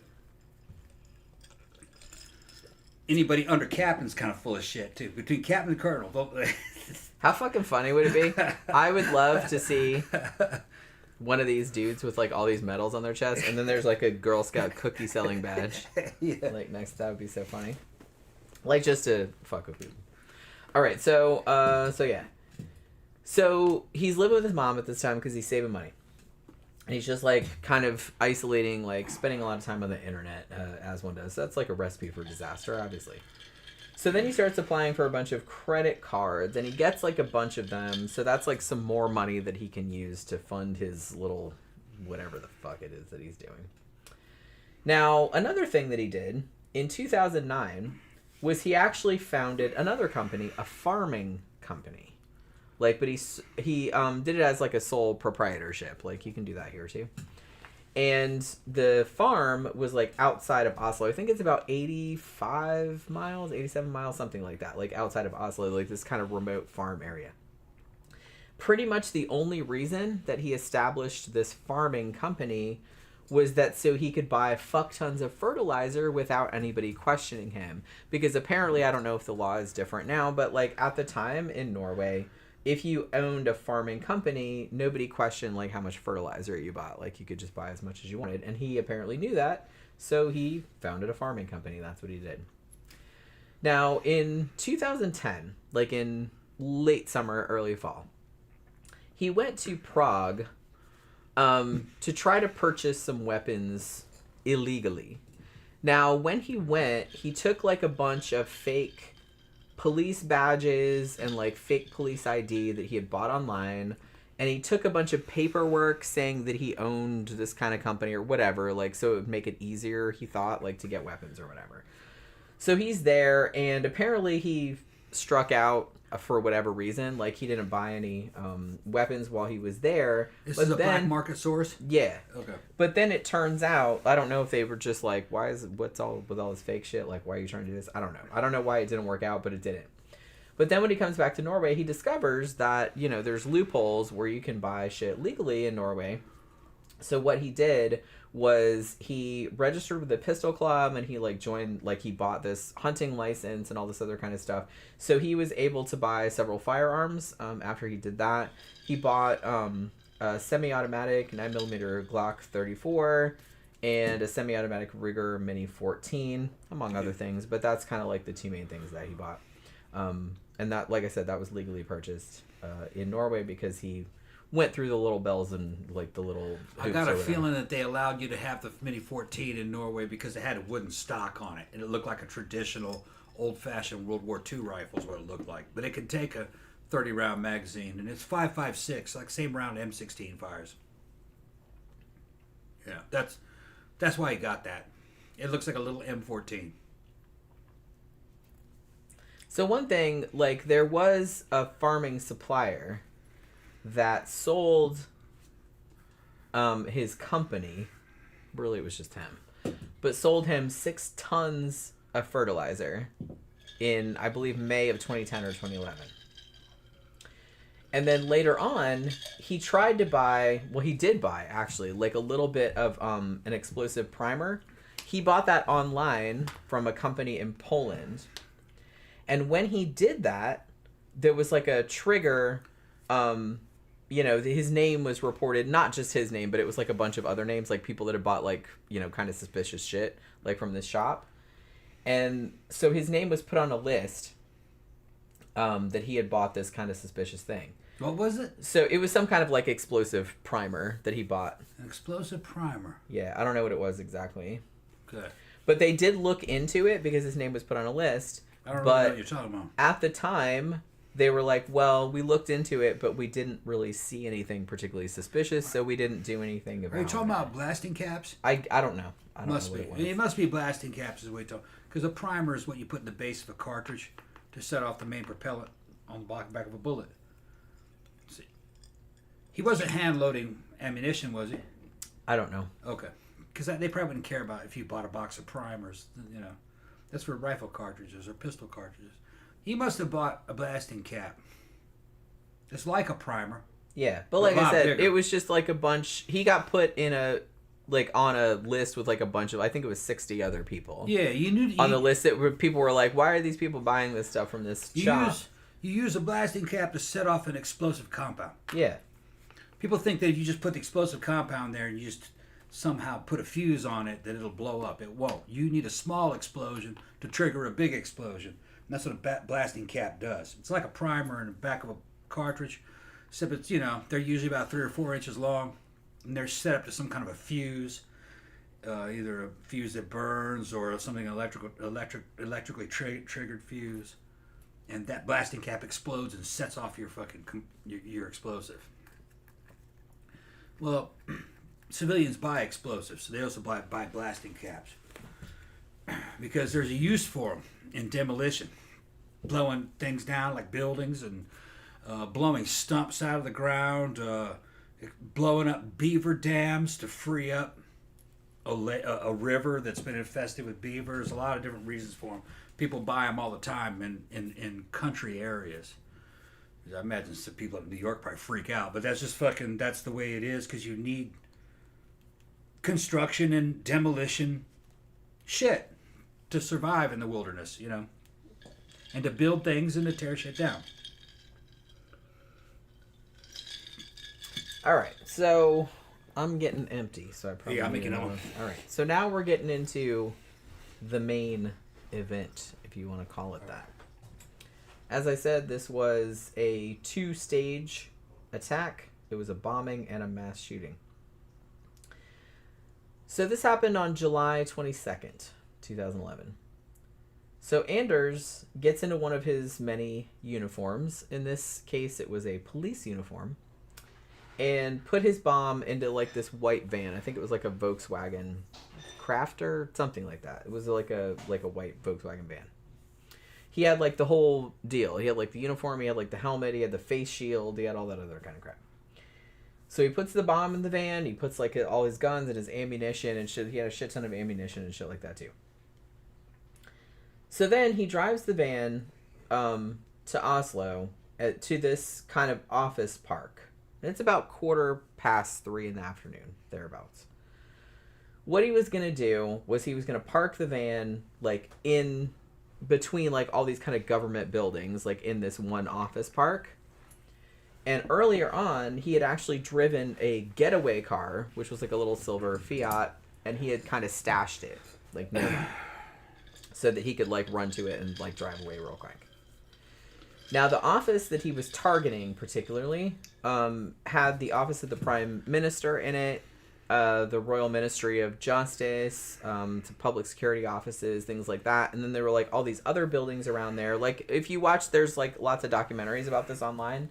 The explosion was actually caught on a lot of security cameras, and it's pretty clear. And a lot of people filmed it at the aftermath, like with their phones, like all the windows blown out and all the debris in the street and everything like that, and like, you know, kind of people laying around.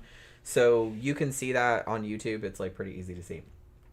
But so there's like all these buildings around there, and like some of the other ones had just kind of higher, like, you know, government positions, like Ministry of Education, Ministry of Finance, all that kind of stuff. Like all those people were in these offices. So he drives the van to this place, puts the hazard lights on, and just kind of sits there for a couple of minutes. And then he drives to the front entrance of the building and parked there. And at this point, it's about 3:16 in the afternoon. And then a few seconds later, he gets out of the van, stands kind of next to the vehicle for a few seconds. He has his police helmet and his face shield on and shit like that. Was holding a gun, wasn't hiding it or anything like that. He just had it out in plain view.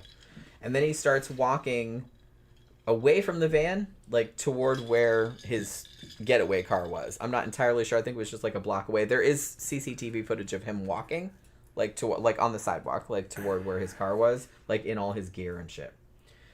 Now, a witness did see this dude walking and was like, "What the fuck is that?" And like was like, "I kind of needed a report." That's like, he just didn't think it was right, which obviously it didn't look right. So the witness like wrote down the license plate number of the Fiat, like the getaway car, like before the dude like before Anders drove away. So the police took down the license plate number and a description of the guy. They wrote it down like on a Post-it note or whatever, and they took it to like the head of police operations or whatever, but it sat on a desk for like 20 minutes before they called the dude back, like to ask him about anything. And really they didn't send the car license plate like out on the wire for like a couple of hours, which, like I said, sounds shitty in retrospect, but it's just kind of like, you know, a bomb had gone off, there was chaos, there was like all kind of this other shit going on, so it's like they forgot about it, I guess, which is unfortunate because it might have prevented what happened later, but, you know, hindsight's 20/20, I guess. So the bomb exploded in the truck at 3:25 p.m. First cops were on the scene about 3 minutes later, and there's people who, like I said in the documentary that I watched, there was like a lot of people that heard it or were there, were like trying to pull people out of buildings and shit like that, and they filmed it with their phones. The shit was fucked up looking, like it was just a couple blocks of everything was like just debris everywhere, and the explosion could be heard for like more than 4 miles away. And it also started fires in several of the surrounding buildings. and blew out all the windows and everything like that. So there was all of that was going on. 6 people were killed immediately, like in the bombing. 2 people were grievously wounded and died later on, like in the hospital from their injuries. 209 people were injured, 12 of them very severely. Now, ironically or not, I'm not really sure, but the prime minister, any of the people that he was targeting, I don't believe any of them were among the dead or wounded, so no one that he was targeting was even hurt. It was just like a bunch of regular ass people. And the thing about it was that since this was like a Friday afternoon in the summertime, and it was like 3:30 in the afternoon, like a lot of people, it's Friday, like a lot of people went home early from work. So it's like the death toll could have been a lot worse, but a lot of people had already gone home for the weekend, you know what I mean? Which is kind of lucky, I guess. So after the explosion, you know, obviously the cops, like, they didn't know if, like, if this was, you know, if there were more bombs, if the shit was gonna, like, if this was a whole coordinated attack or whatever. So they, like, cleared everybody out, and they tried to tell everybody, you know, just get out of Oslo. We don't know what else is gonna happen, because they were, like, looking for more bombs. So later they determined that the bomb was basically the same kind of shit that Timothy McVeigh used in Oklahoma City. It was ANFO. Fertilizer and fuel oil, yeah. So it was that same kind of thing. And I think in his manifesto, Anders expressed admiration for Timothy McVeigh, so there was that too. ANFO's real common. Ammonium nitrate, fertilizer with fuel oil, which is diesel. Mix it the proper ratios. You got to do it in a container and let it cure for a certain amount of time. I ain't gonna fucking give the details. And then once you're gonna end up, it's like this weird fucking white fucking crystalline looking fucking shit.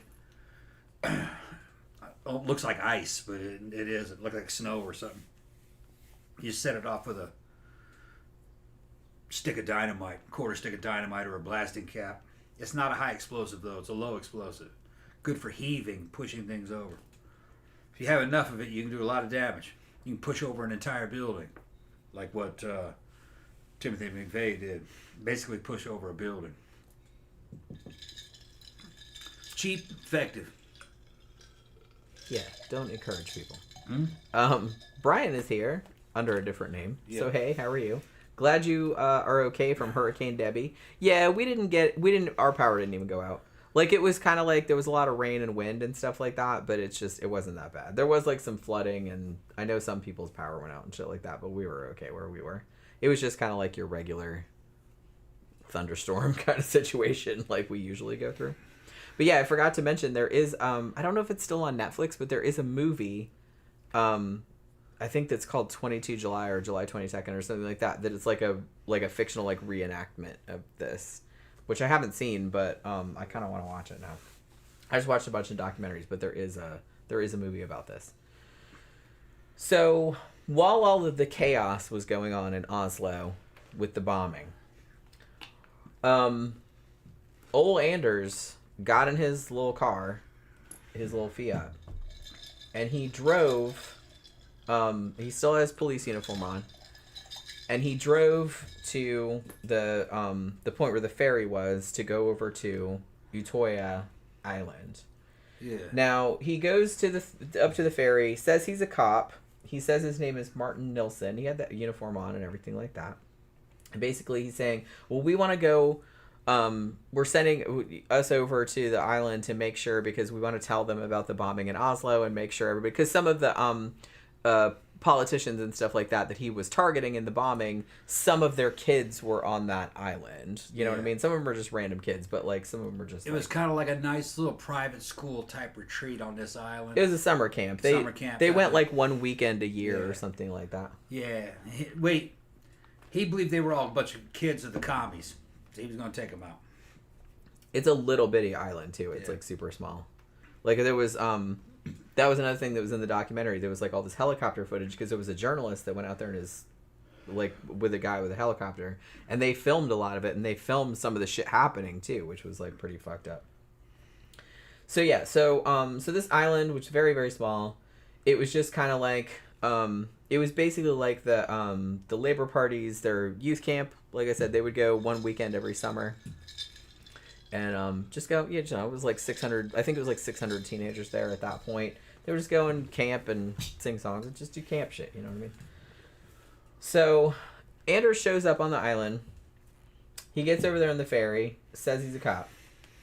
And it's like, yeah, we're just doing a routine check because of the big bombing in Oslo. And by that time, like everybody on the island had heard about the bombing or were kind of flipping out about it, like, oh my god, what the fuck's going on over there? Because some of that was their parents and stuff, some of them. Now, when he shows up on the island, the first person that comes out to meet him is a woman named Monica Bosai, I think is how you pronounce her last name. I'm sure that's probably wrong, but I'm not really sure how you pronounce her last name, so I apologize for that.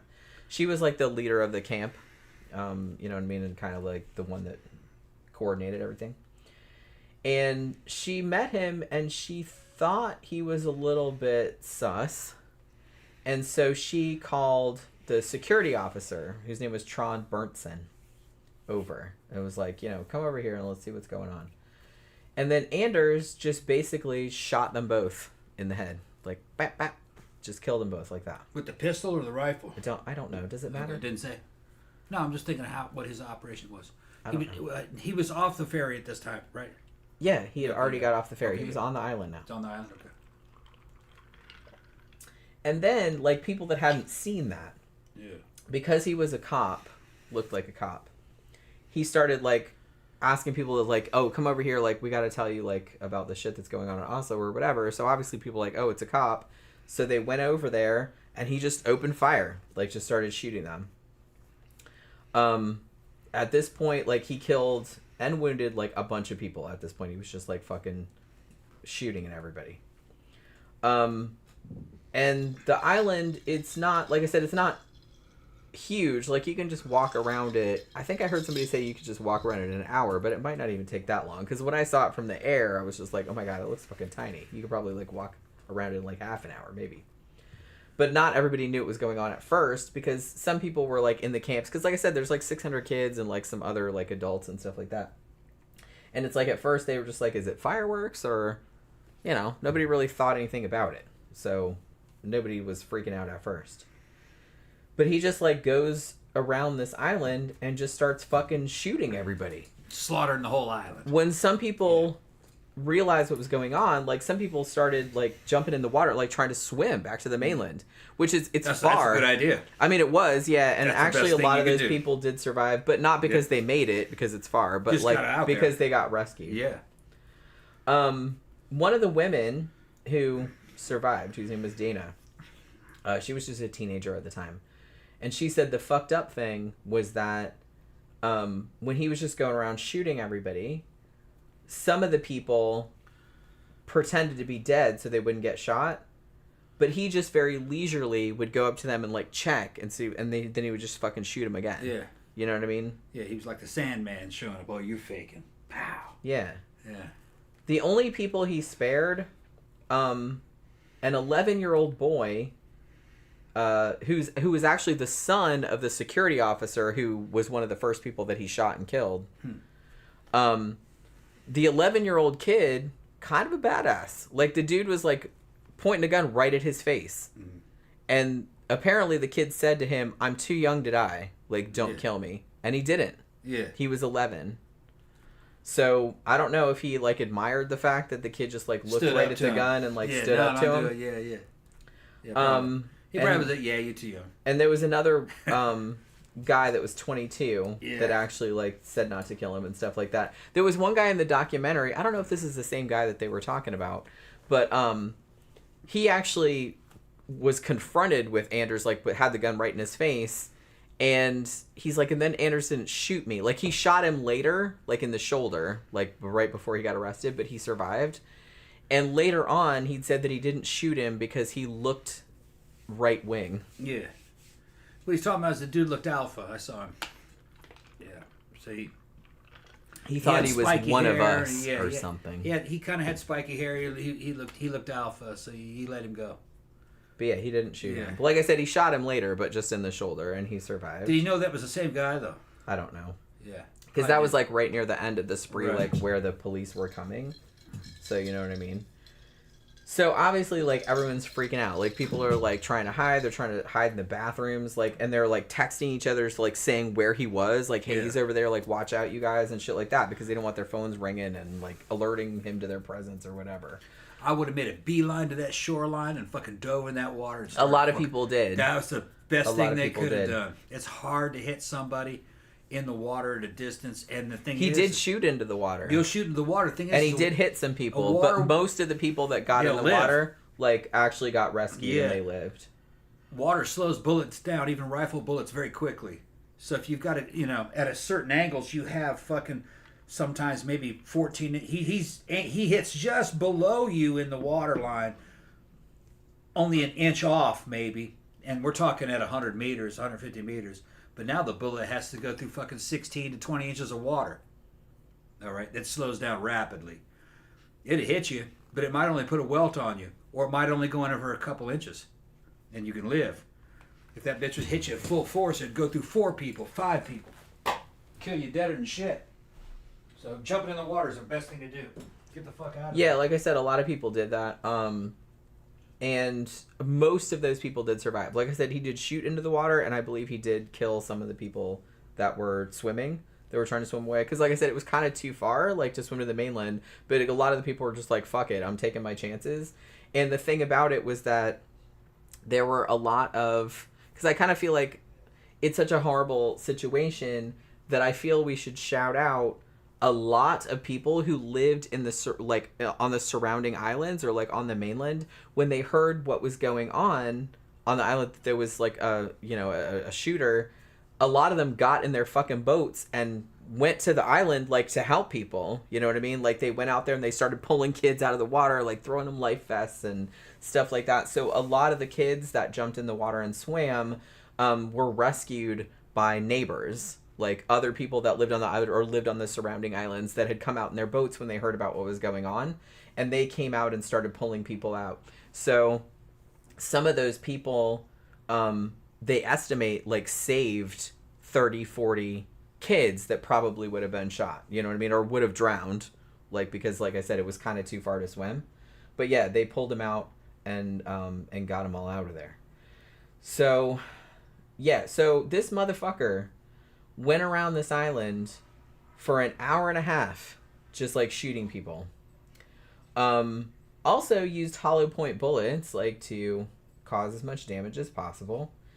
And several of the survivors said that he repeatedly kept shouting, "You will die today, Marxists, liberals, members of the elite." That was something that he said while he was shooting at people.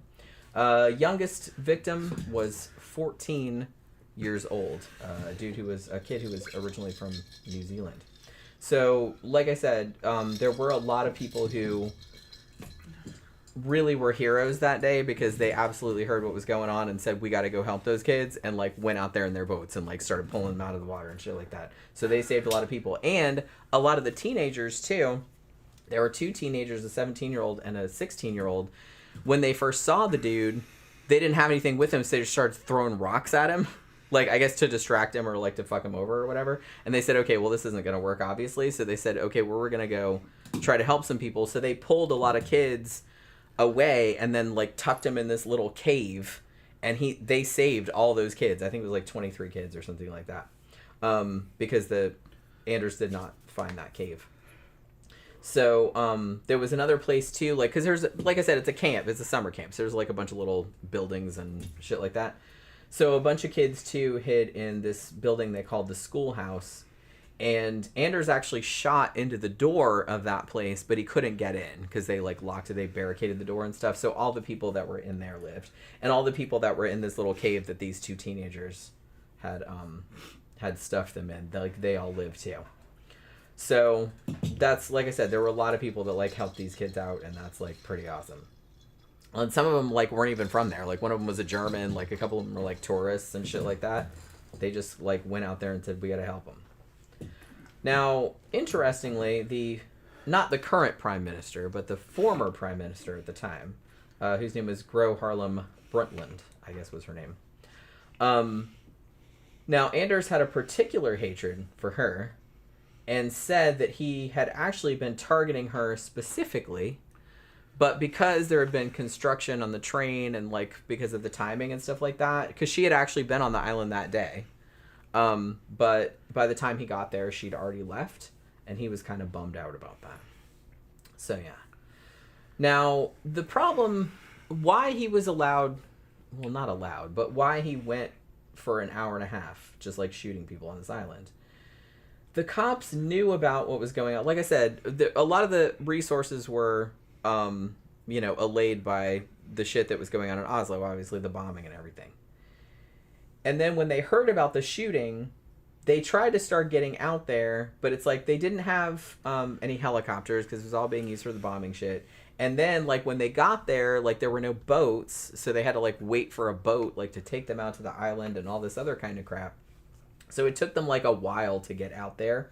Now, the shooting actually started, I believe, at 5:22 p.m., and about 8 minutes later, Delta, who was kind of like the special forces or whatever, they were kind of, like, heading out there, too.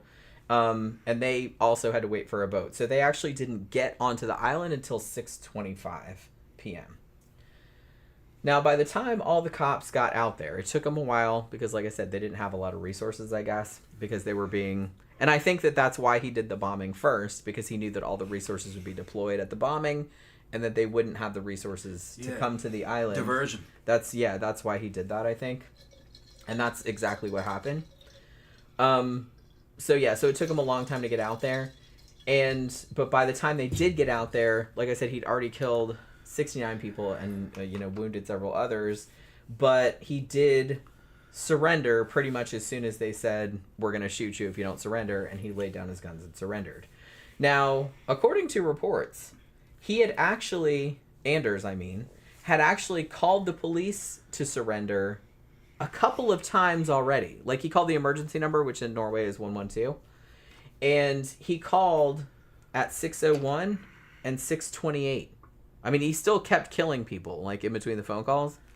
But he said, he called to surrender, like, between. But evidently, the cop story was that he called, or someone called, but then they hung up, like, before he said anything. Like, he hung up before he said anything. So it's like, and they tried to call him back, but he didn't answer. So I don't really know how that went down. Here's the fucked up thing. When the cops first arrived on the island, the survivors were freaking out because he had come on the island as a cop. And so they were, like, paranoid. Like, when the cops first got there, they're like, put your fucking guns down. Like, we don't know if you're really a cop or not. Like, they were flipping out. You know what I mean? But thankfully, they were all really police, and they were fine. Now, here's kind of a fucked up thing, though. So when the cops got to the island, yes, they arrested the motherfucker that did this, but they also, erroneously, arrested another kid, a 17-year-old, named Anzor Jukayev, I think is how you pronounce his name. And he was a survivor. I don't know if he'd been shot or wounded or whatever. Like, he obviously survived, though. And they thought that he was an accomplice, which it turns out he likely was not. But he was apparently taken to jail. They took all his clothes off. And they put him in a cell, like, only a couple cells down from this asshole. And the reason that they arrested him, 2 reasons. They said that his ID, the picture on his ID, like, he had different hair than his ID because, like, they thought he was trying to, like, to have a disguise or something. And also because they said, well, he didn't react the way a normal person would react to a mass shooting. The reason that he didn't react like that was because he was from Chechnya, and when he was a kid, he had seen mass shootings and mass murders many times. And so he was kind of inured to it, I guess. So he didn't flip out. Like, he was, like, pretty calm and everything, and they thought that was suspicious. So they arrested him. But, you know, I don't know if I think he might have sued later or something like that because he didn't have anything to do with it, obviously. But they did keep him in custody for 17 hours, and his parents were freaking out because they thought he'd been killed because they didn't allow him to call them and say what was going on. So there was that. But he did eventually get let go. So overall, over this hour and a half, as I mentioned, 69 people killed, 66 wounded out of the 517 remaining on the island. Because, like I said, there were 600 odd people on the island. These attacks are the deadliest in Norway since World War II. And one survey that they did in Norway, because Norway is doesn't have a massive population and a lot of people know each other. They said 1 in 4 Norwegians know someone that was affected by the shooting. Either someone that was in the shooting or someone that was related to someone in the shooting, which kind of blows my mind a little bit. So after Anders got arrested, they did a psychiatric evaluation on him.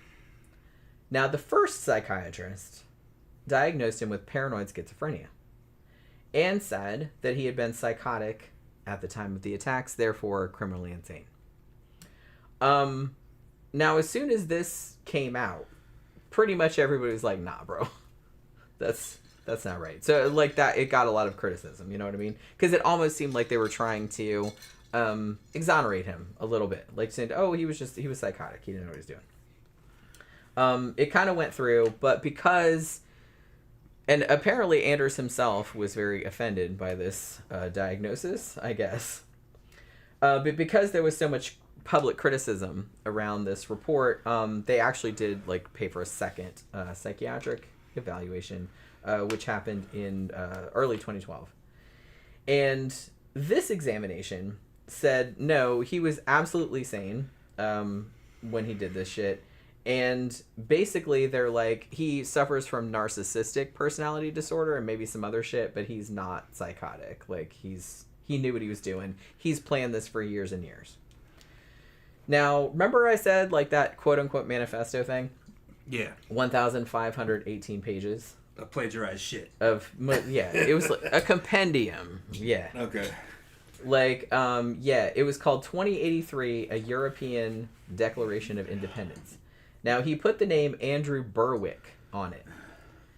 Now, but they know it was him, though. He actually emailed it to over 1,000 people about an hour and a half before the bombing. And in it is your standard kind of screed of this kind of shit. I hate Islam, I hate feminists, I hate this, that, and the other.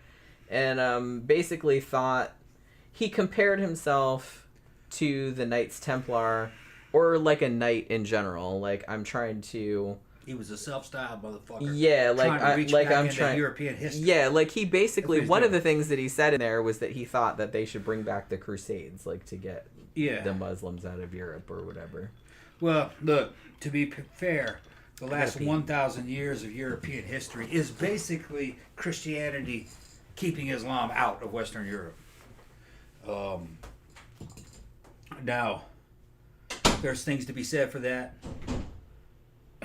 If Islam had taken over the West back in 1099 and they weren't ever repelled because they invaded several times, you wouldn't have miniskirts and fucking bars and shit like that. It would be Islam. But that's not to say that Islam doesn't have anything to offer. My grandfather, on my mother's side, has Middle Eastern roots. He was half Middle Eastern. But he was a Christian, an Assyrian Christian from probably the area around Iraq. But because of that, he was a defense contractor with Grumman Aerospace. He and his whole family, or most of my mom's sisters, ended up moving to Iran to work for the Shah of Iran, to help with the F-14 Tomcats that we had sold them. And once that happened, my mother's whole side of the family had a lot of Middle Eastern connections. A lot of my uncles that were in the military with me from Task Force 160 Special Operations Aviation, they're still in the Middle East as bodyguards and helicopter pilots for real important guys out of Abu Dhabi. And one is in Abu Dhabi, the other one is in Dubai. So a lot of my family has Middle Eastern connections. The Middle East has a lot to offer the world. They got some good shit. The thing is, though, is that the Middle East and Islam needs to stay in its location, and the West, and we would call it, wouldn't call it Christianity anymore, but just Westernism belongs in Western Europe and the United States, and then actually all of the Americas really are similar to that. Doesn't really matter if it's Hispanic or not. The Western world, English-speaking world also. So there's something to be said from what he's talking about. The problem is this is an entirely improper application of what he's talking about. His little mission here failed. You know what I mean? It failed. Even though he kind of had some skills, he was able to make his own bomb, and he did all this shit, the timing, and made his little plan. He had his little uniforms. Good for you. All his little manifestos and all that shit. That's not how warfare works. You know, it just, a one-man war never works. That's why all these dudes are kind of like on the scrap pile. You know, that's not how shit works. There's a certain tide that war follows. One man can do very little when it comes to actual fighting. You need masses and masses of people, and that only happens at certain times. There's a certain rhythm to it. Societies do things as a societies, you know. So what he's doing is not really for a society. He's doing this for himself. He's doing this for himself. It's not... He would pick up... This is the kind of guy that would pick up any cause, I think. You know what I mean? I think he would pick up any cause that would allow him to fucking aggrandize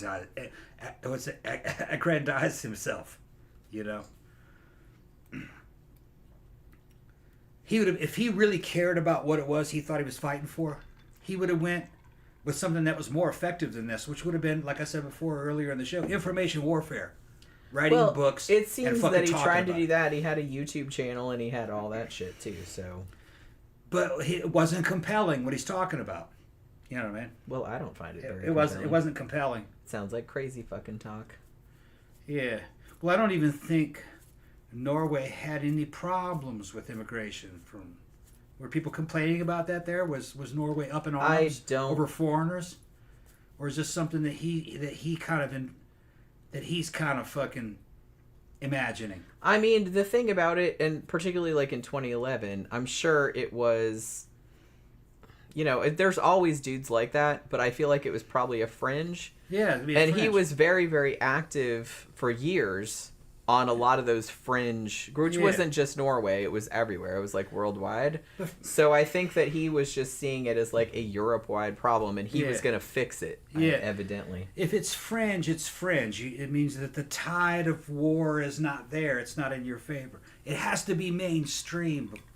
Everybody has to agree, or at least 50-something% of the people have to agree that there's a problem. And it doesn't necessarily mean that it's got to be resolved by violence either. There's a bunch of different ways you could solve things. So, you know what I mean? If you ask me, he did this for himself. I don't think he was doing it for his cause. CB says... Because he failed. CB says, yeah, but they all do. But they all think they're doing something like that. I think they're doing something I think they do actually believe all the bullshit that they spew, but I think they're just delusional, honestly. Maybe. I think they think they're way more important than they are. CB says, running and hiding does not make you a coward. I would have hid straight away. Yeah, absolutely not. Like I said, I know in the movies, like, it's like, oh, I'm going to go confront the shooter. So fucking don't do that, man. Save your fucking ass. Like, save people around you. Save your own fucking ass. Like, go hide, man. Like, a lot of people went and hid in this and they fucking lived, you know? Like, some people did and they died anyway. I'm not saying it doesn't, like, it solves everything, but I'm just saying that most of the people that went and, like, found a fucking cave to crawl into, like, they survived, you know? And people that jumped in the water and started swimming. Bryce Person said, did anyone drown? I don't think they did. I think they did find some dead people in the water, but they had been shot. Because he did shoot into the water when he saw a bunch of kids had started, like, jump in the water and start swimming. And then he started, like, firing into the water, like, at them.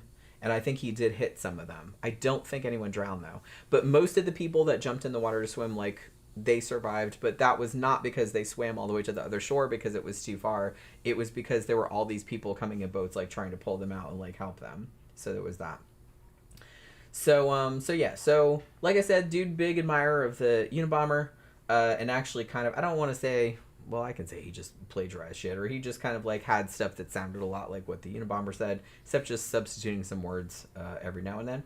Also a big fan of Robert Spencer. He quoted him like 60 odd times in his manifesto. Also quoted Mahatma Gandhi for some reason, Thomas Jefferson, and George Orwell. So like I said, he really thought he was something else. Also, he wanted to bring back the patriarchy because he thought that would save European culture, because all us women fucking it were up, eroding the fabric of society with our womanness. Well, they're voting for all apparently. They're voting for all these other dudes to come in. Replacement dick. Well, hey, if you weren't such a chode, maybe that wouldn't happen. Yeah, but they weren't dating them. Did you ever think about that? They weren't dating them though.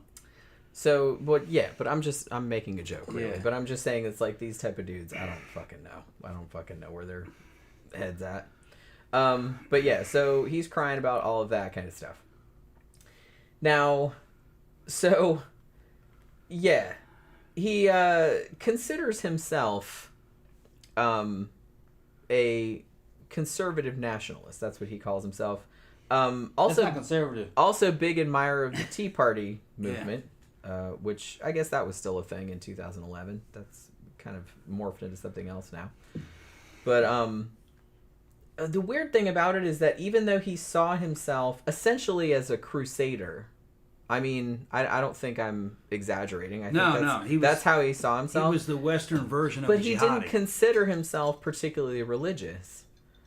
He just called himself a cultural Christian, but that he wasn't all that religious. It's like we have the same goals. Yeah. But later he said, "No, I'm not a Christian. I'm an Odinist, and I pray to Odin." And I'm just like, okay. And he also on different occasions also openly called himself a fascist.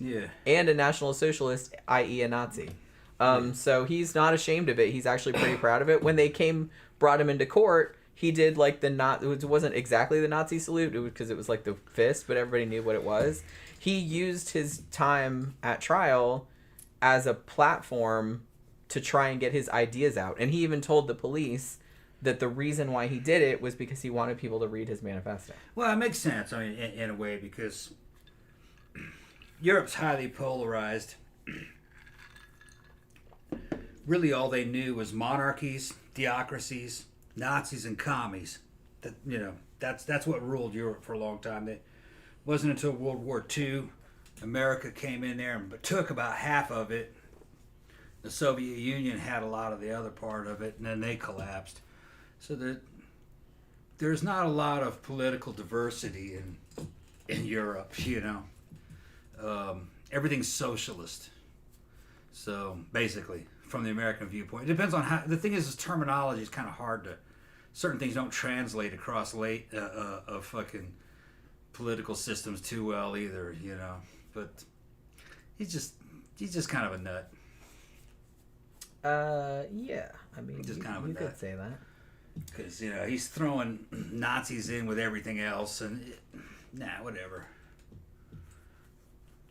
So his trial started in April of 2012, and as I said, even though initially they had said, "Oh, he was psychotic at the time," blah blah blah, but they had already determined that he was sane at the time, so he could stand trial just regular, and so he was actually convicted and sentenced to 21 years, which is the maximum sentence. But like I said, that doesn't mean he gets out after 21 years. That means after 21 years, they're going to reassess whether they should let this motherfucker out.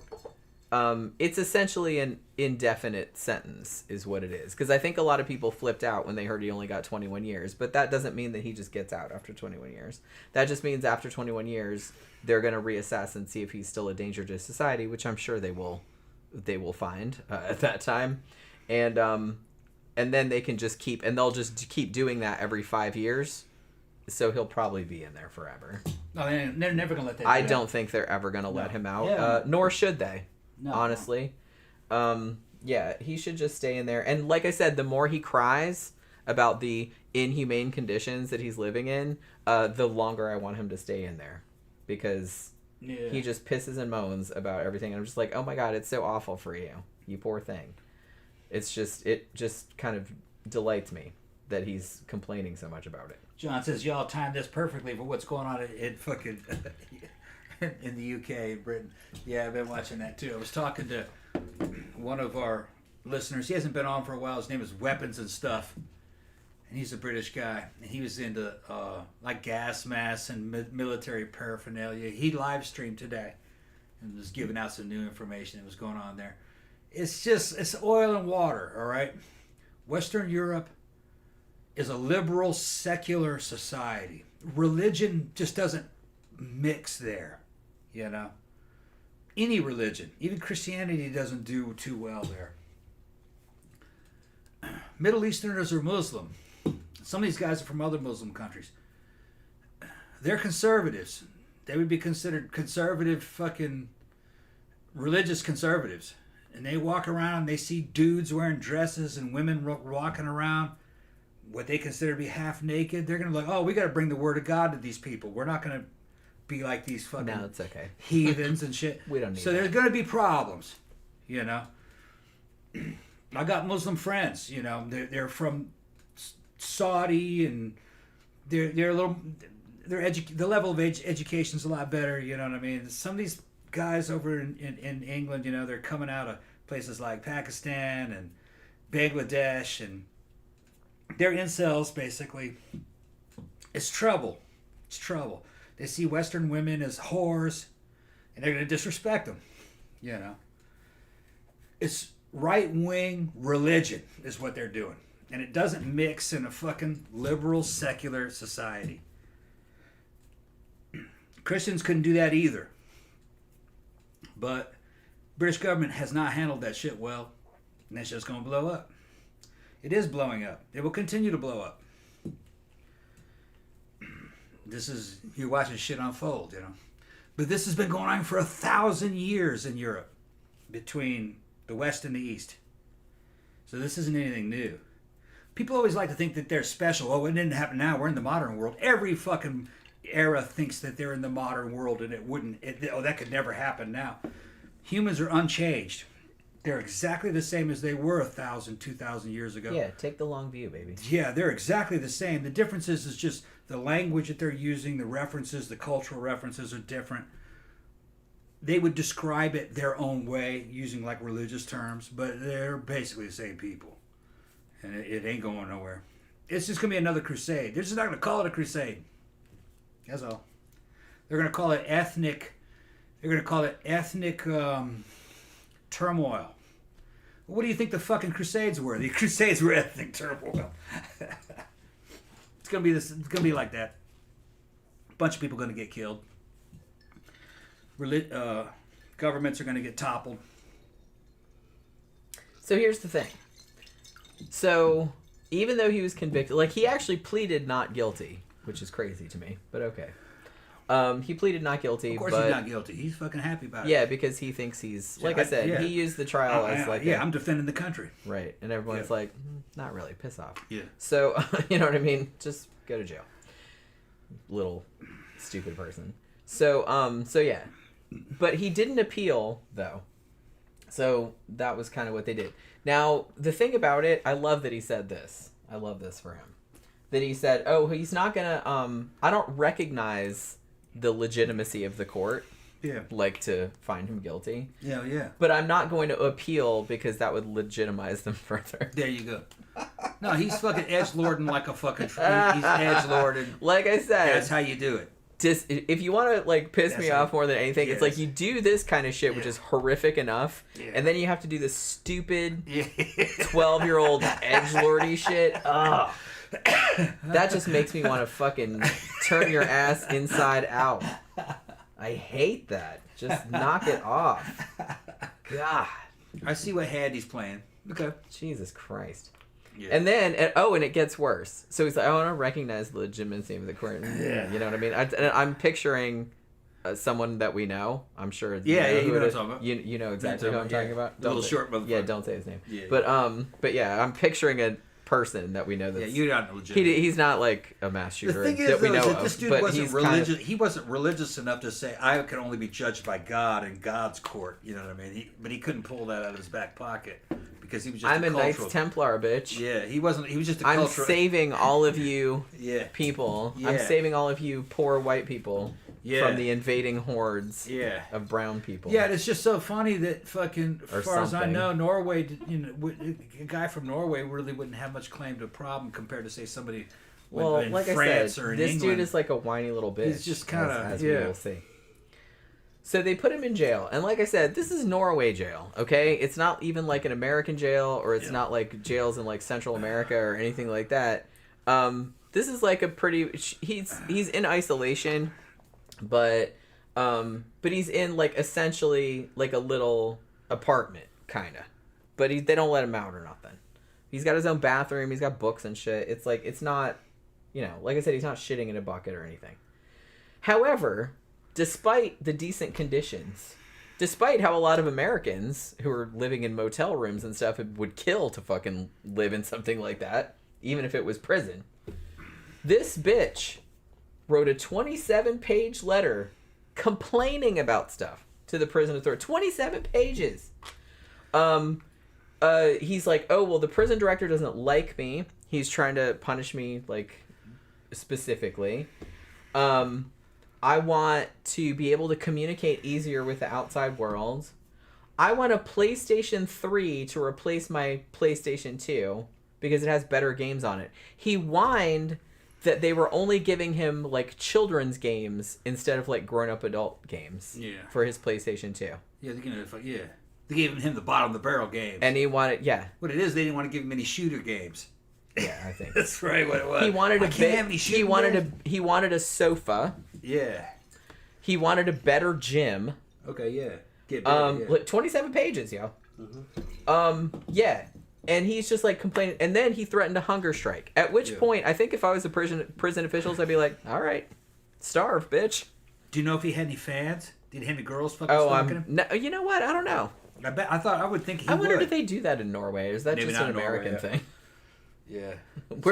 We're all mentally ill over here, so I don't really know. I don't like to project our mental illness onto other countries. Some long black because y'all seem a lot more well adjusted than some we do. long black haired fucking metal chick fucking from doing that satanic metal fucking writing to him, giving him titty shots and stuff. Yeah, it'd be awesome. So he's complaining about the conditions in this hellhole of a prison, which is actually like a pretty decent prison, crying about video games and shit like that, which it's right on brand though, isn't it? Yeah. So he actually like sued the government in 2016, but he lost. Okay. He was mostly suing at that point because he was in solitary confinement, and he said that they were excessively using handcuffs. You're in prison, buddy. It's not supposed to be fucking pleasant. You know what I mean? So yeah, they said that they did a bunch of strip searches on him and like kept searching his cell and all this other kind of stuff. Like I said, it's prison. Okay, deal with it. Well, he was going. They're picking on me. Yeah. I'd pick on you too. Yeah. Sorry.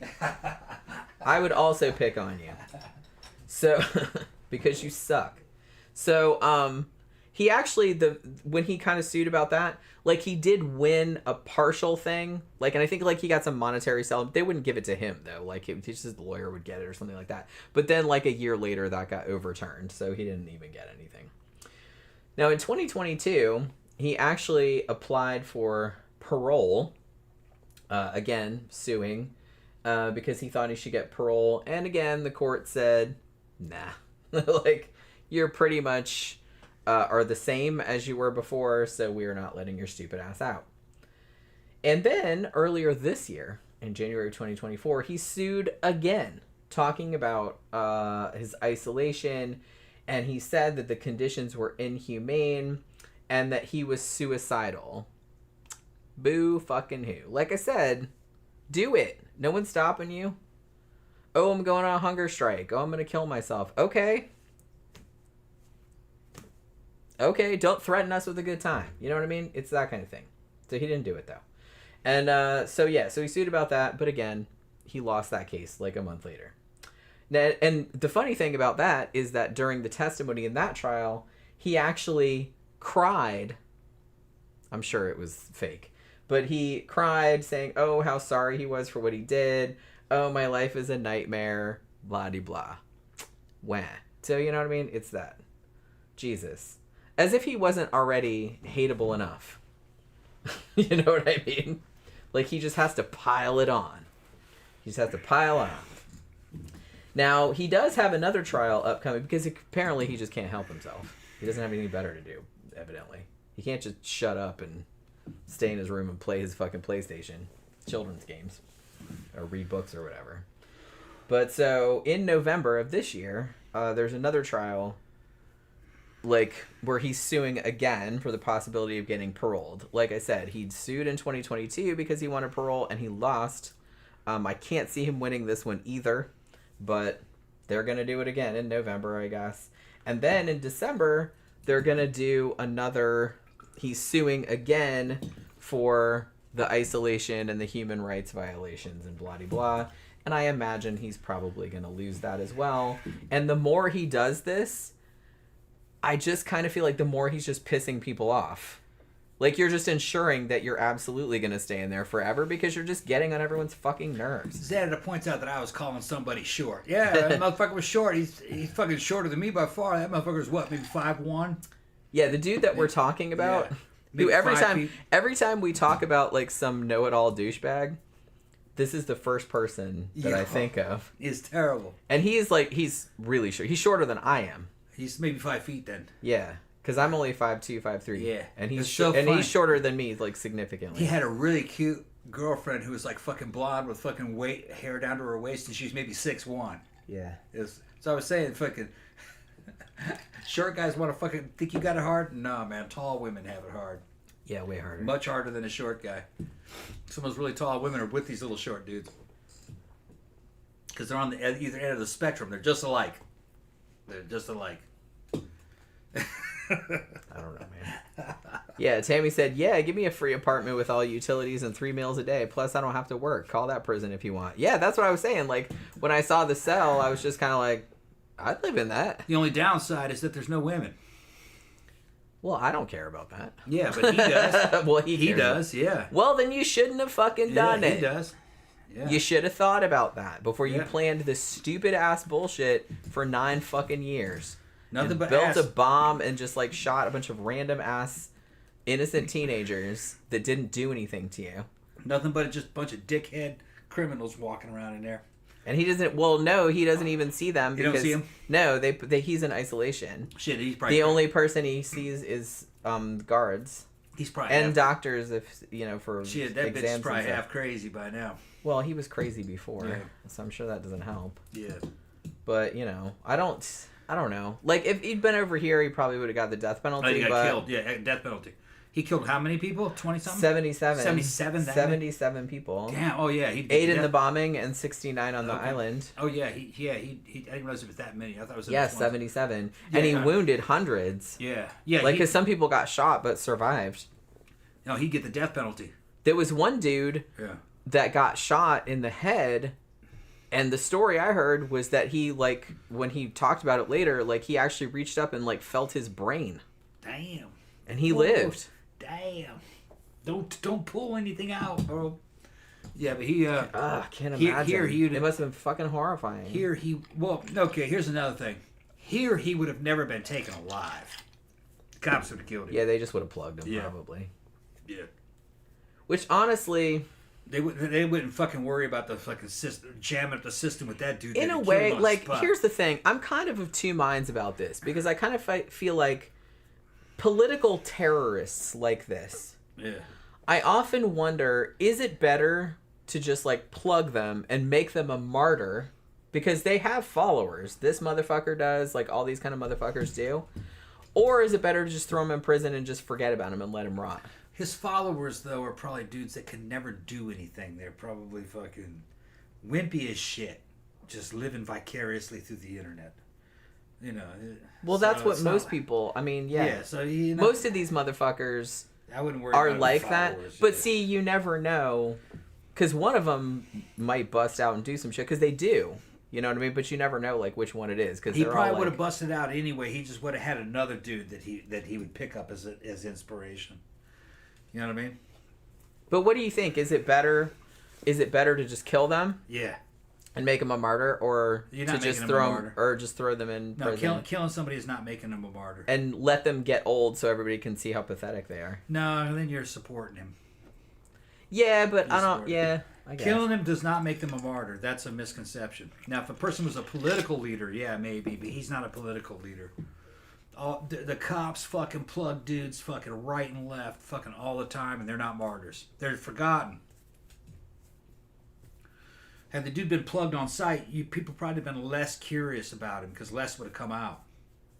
That's why he thought that they were going to kill him. That's why he had all that manifesto stuff anyway. Well, if he thought they were gonna kill him, in a way, because I kind of feel like he just surrendered as soon as they told him to. Kind of a cowardly way out. Yeah, like I would have thought. Usually, dudes like this will be like, go down fighting. Yeah, we'll just like run at the cops so Yeah. they get shot. He's not American. So An American shooter doing this would go down fighting. They'd never give up. I mean, you go look at a channel on YouTube called Police Activity, and you'll see dudes that will fight the police to the death till they kill him over a fucking expired license plate tag. can I just say that meth is a hell of a drug? It's not meth. It's just some dudes are just dumb as shit. Well, And just- stupidity is also a hell they're of a drug. dumb as shit, and they don't like the cops, and they'll go down. Go ahead, and they'll fucking violently attack the cop. And You said go ahead. and he thinks he's fucking looking cool as shit as the cops are fucking mowing him down. You don't look cool, And he bro. didn't even look cool. He just hits the ground like a sack of shit. Well, yeah, And that's fucking you go like, dude, that wasn't physics. that wasn't even fucking cinematic. You Yeah. killed yourself for that. That wasn't even And cinematic. dude, you tripped on the way down. It didn't look cool. You looked fucking like And a you pussy. shit your pants. And you shit your pants and you lay there and you fucking did that. You know what I mean? But they got dudes that dumb. It's not cool looking at all. No. I've watched thousands of dudes being shot by the cops on that channel right there. Police Activity. YouTube. For some reason, the name And- of that channel makes me Oh laugh. man, I don't I'll be know why. yelling at the channel. I know, I hear No, you. don't get him. That's right. Or You guys don't understand. dumb motherfucker. My office, You dumb motherfucker. I'll say that shit. which we are in right now, Yeah.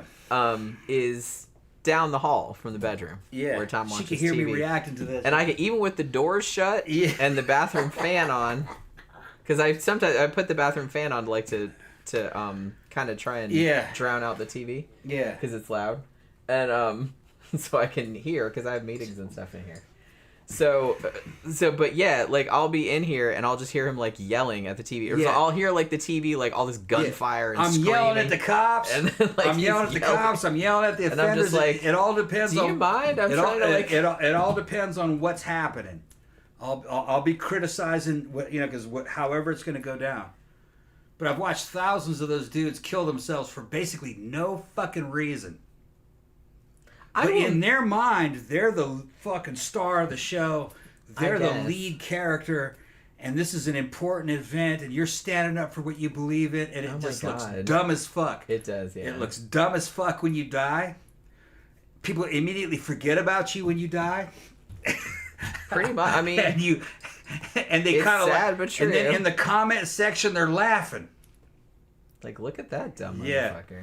Don't die. For Was it worth it? Don't die because you failed to Like I renew your said. tag on your license Right. plate. Like, everyone's gonna die, okay? Like, if you're gonna die in a situation like, at least die doing some fucking heroic, like saving a kid from drowning or some shit Yeah. like that. Like, so people would be like, man, that was so awesome. Like, he saved that kid or whatever. Or, you know, pulling Yeah. puppies out of a burning building or some shit. It's like, die like that. Yeah. Don't just die being like, oh shit, the cops got me Yeah. for jaywalking. Yeah. Yeah, come get me, pig. Yeah. And then, like, you know what I Yeah. mean? And then you just get Another shot one full of is holes. that That the is stupid. The cops pull you over and they're trying to get it. They're trying to question you. And you're trying to play it off, but you get more and more nervous. And the cops fucking going, something's wrong with this dude. You got drugs in your pocket, and instead of fucking playing it cool and giving your ID, you just run.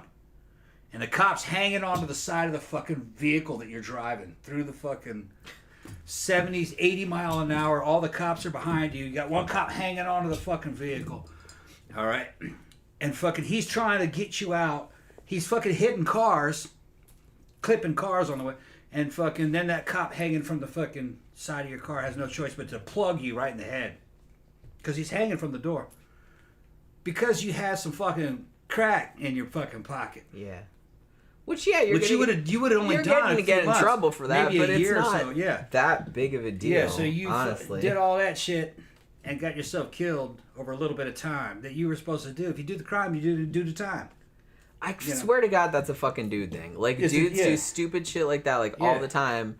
They will overreact to the fuck, and they call women emotional, but it's just kind of like they overreact to like the stupidest shit. Oh my God, I have a joint in my car. Yeah. I'm gonna like go on this police chase and like run into like a fucking a lot of it is concrete abutment or something, and like they die. Yeah. Just for that, it's just like I think a lot of it is though. Oh, I can't go to jail. I got crack to smoke. You know, there ain't I can't enough smoke crack in jail. There ain't enough crack in jail. That's part of it. You know. I mean, there is crack in jail. There's but crack maybe, in jail, maybe but there just ain't like, enough crack. Not in jail. enough crack. I can't sell enough ass to get the kind of crack I need in jail. You know. Just, I need the good crack. Yeah. The high quality that's crack. Part of it. Yeah. The elite crack. Yeah. That's what I need. Yeah. But I just the think Grey Poupon of crack. I just find that's what I need. I just find all this irony, and all. I think there's a German word for it, like Friedenschauer or some shit like that, where you're getting off on the darkness of something. Schadenfreude. Schadenfreude, yeah. That's getting off. That's getting off like enjoying someone else's misfortune. Yeah, it's like being Enjoying sardonic. Yeah. I get that way watching those fucking things, listening to the comment sections that this dude died for nothing and people are making fun of him. Yeah. You're just like, that's your legacy, bro. Damn. That's what, like, death. Okay, it's permanent. That was the end of your story. At least, like, try not to die in a stupid way that is going to see you be the laughing stock of the entire internet. It didn't even look cool. The cameras that captured I mean, at least you would have had that. Yeah. But no. The cameras that captured it with body cams and other kinds of shit, they couldn't get the angle right. You looked like a dork. You tripped on your way down. You dropped the gun. Then you kicked around fucking with that bullet hole in you. You kicked around and fucking left a trail of blood, and you were unconscious and doing all that kind of shit. You look like a fucking dork. You're dying like that over nothing. You know, just... And everybody's laughing. I wonder if that dude's ghost ever comes back and he feels like he's all like ashamed. Yeah, the ghost comes stuff. back and looks at the comment sections and goes, yeah. Damn. The ghost is reading the comments. Damn. Man, that hurt my feelings. Damn. That ghost with hurt feelings. Yeah, getting fucking... Oh my God, that's so funny. I could see like a fucking movie. Now I want to see a movie about that. I've considered that. I'm looking at the comment sections, man. Everybody's making fun of it. Like a ghost coming back, like somebody that died in a really stupid way that went like viral. Yeah, it's great training, man. Like that would be so funny. It's great like training. It would have to be a comedy. It's great training to watch all those police shootings, because a lot of most of it's on them. Just dumb shit. And like I said, it's not like they're a serial killer or nothing. No. Like then I could almost understand. I was just like, oh watching shit, one I'm where gonna get in big trouble. Came in on a white dude, young white dude, and fucking he's sitting. They're in his apartment. He's sitting at his table, and he goes, "Okay, yeah, all right. Well, we got to arrest you for fucking domestic assault." And he stands up and pulls a gun out of his pocket. That wasn't no big deal. Domestic assault. He's not gonna do serious time for that. Pulls a gun out, and they fucking just mow him down in his own kitchen. He's in his 20s. You pull a gun on a cop, they're gonna fucking kill you. Yeah. Actually, you reach in your pocket for cigarettes. They'll kill you. If they think you got a gun, they'll kill you. You reach in any pocket. Don't move your hand. Don't move at all. Yeah. Or they're gonna shoot you. Yeah, and they shoot him about. Like I said, they shot that woman that just had a pot. Yeah, that was the pot woman. She's like a phenomenon now. I didn't see the threat there. I did not either. That fucking cop. I watched was crazy. that a couple of times, and I'm just kind of like, dude, that cop was fucking. I don't know what his fucking. Yeah, he was crazy. He just needs to be kicked off the force and put in prison. Well, he's in prison. Yeah. Jesus Christ, what the fuck is the matter with that dude? Psycho. Yeah. I don't know what I that didn't was see all the about. threat. I didn't either. She didn't do anything threatening at all. No. At all. He says, "Don't you dare throw you. I'll fucking shoot you in the face." She didn't move toward him. She didn't do anything. Nothing. No. She was joking with him. He took it seriously. No, she wasn't yelling. She wasn't nothing. Crazy. Like he just like flipped out. He flipped out. Okay. John said, "Tom processing all this past trauma." Yeah. That's fucked up. I mean, Yeah, Xander says, Tom, show me the pot lady. Yeah. I didn't understand the pot lady. She's got a name. I forgot what her name was. Everybody's talking about her. I just can't believe that makes me so sad. It's just like watching that video made me so sad because it was just like this just random ass woman. She was just like, you know, she probably had some mental issues or something like that, but she wasn't violent. She wasn't doing anything. Yeah, she was just in her house all by herself. Xander says he didn't like watching those videos anymore. They make him depressed. Yeah, it is depressing. Yeah. They don't know how to act around cops, bro. Well, she seemed to know because she was scared of them at first. Yeah, well, that one was understandably because look what happened. That one was an anomaly. That wasn't normal. That was on that cop. I would still. I don't like. I didn't see any threat. It's honestly. Like he wanted to shoot somebody. I would be really nervous, like if a cop came to my door for any reason. But he was like being cool and joking around with her, and she joked around with him, and he was kind of. Although, like I said, he seemed kind of. Well, he was pissed that she was douchey and like condescending at first. She kept fucking up his fucking role. You know, he wanted to get this shit over with, and she kept coming up with other stuff. I think she just wanted some men to help her. She thought somebody was in the back, and you know what I mean. Yeah. And she wanted to make sure that she was like okay, whether there really was or not. I mean, there could have been somebody back there. But she was scared. She had mental problems. Yeah, but that doesn't mean there wasn't somebody back there. There could have been, and maybe she was scared. And she was scared. She wanted men around, and she just wanted them there and didn't want them to leave. So she kept like coming up with excuses. Yeah, I think so. They wouldn't leave. Yeah, I think that's what. That's all. She wasn't threatening them or anything. Yeah, it was uncalled for. Yeah, really uncalled for. That dude needs to be in prison. Yeah, no shit. That's. Yeah, and Tammy said that cop had gotten in trouble before. Yeah, that's what I mean. Like. When I saw, because when I heard Tom describe it, and then I was like, really, and then like he showed it to me later, and I was like, holy fucking shit! Like he just, like that, like he just fucking snapped. Yeah. And I was like, what the fuck? Like nothing. There didn't seem to be anything that triggered it. Yeah, and his partner knew something was like, hey, wait a minute, he's trying to plug the holes in her head and shit. That was messed up. That like bummed me out. That video. Yeah. It bummed me out a lot. All right, let's go ahead and shut this down. We're finished. All right. So we're done talking about this motherfucker, who, like I said, is still alive, but, you know, don't pay any fucking attention, because that's what he wants. Oscar said, are you guys going to watch Cuckoo? Maybe. We'll see how it goes. Somebody asked us if we were going to see the M. Night Shyamalan movie Trap, and Phantom said he'd seen it, and he said it was decent. It was, like I said, I liked his first, like, a couple of his movies, but a lot of his movies are just really not worth watching, in my opinion. But yeah, so we are going to wrap it up for this evening. Hopefully you guys enjoyed the show tonight. I think it turned out pretty good. We got through the whole shit anyway. So yeah, Friday night, I guess we're going to do a pregame because we're going to Memento Mori. Oh, yeah, okay. Is this Friday, I think. I have to check again and make sure on the date because, you know. But yeah, so we're going to do a little pregame sidetracks for that. Like, we'll be on for a couple hours before we go out to Memento, so that should be fun. So hopefully you guys can join us for that. Thank you very much for dropping by this evening. Thank you for your super chats.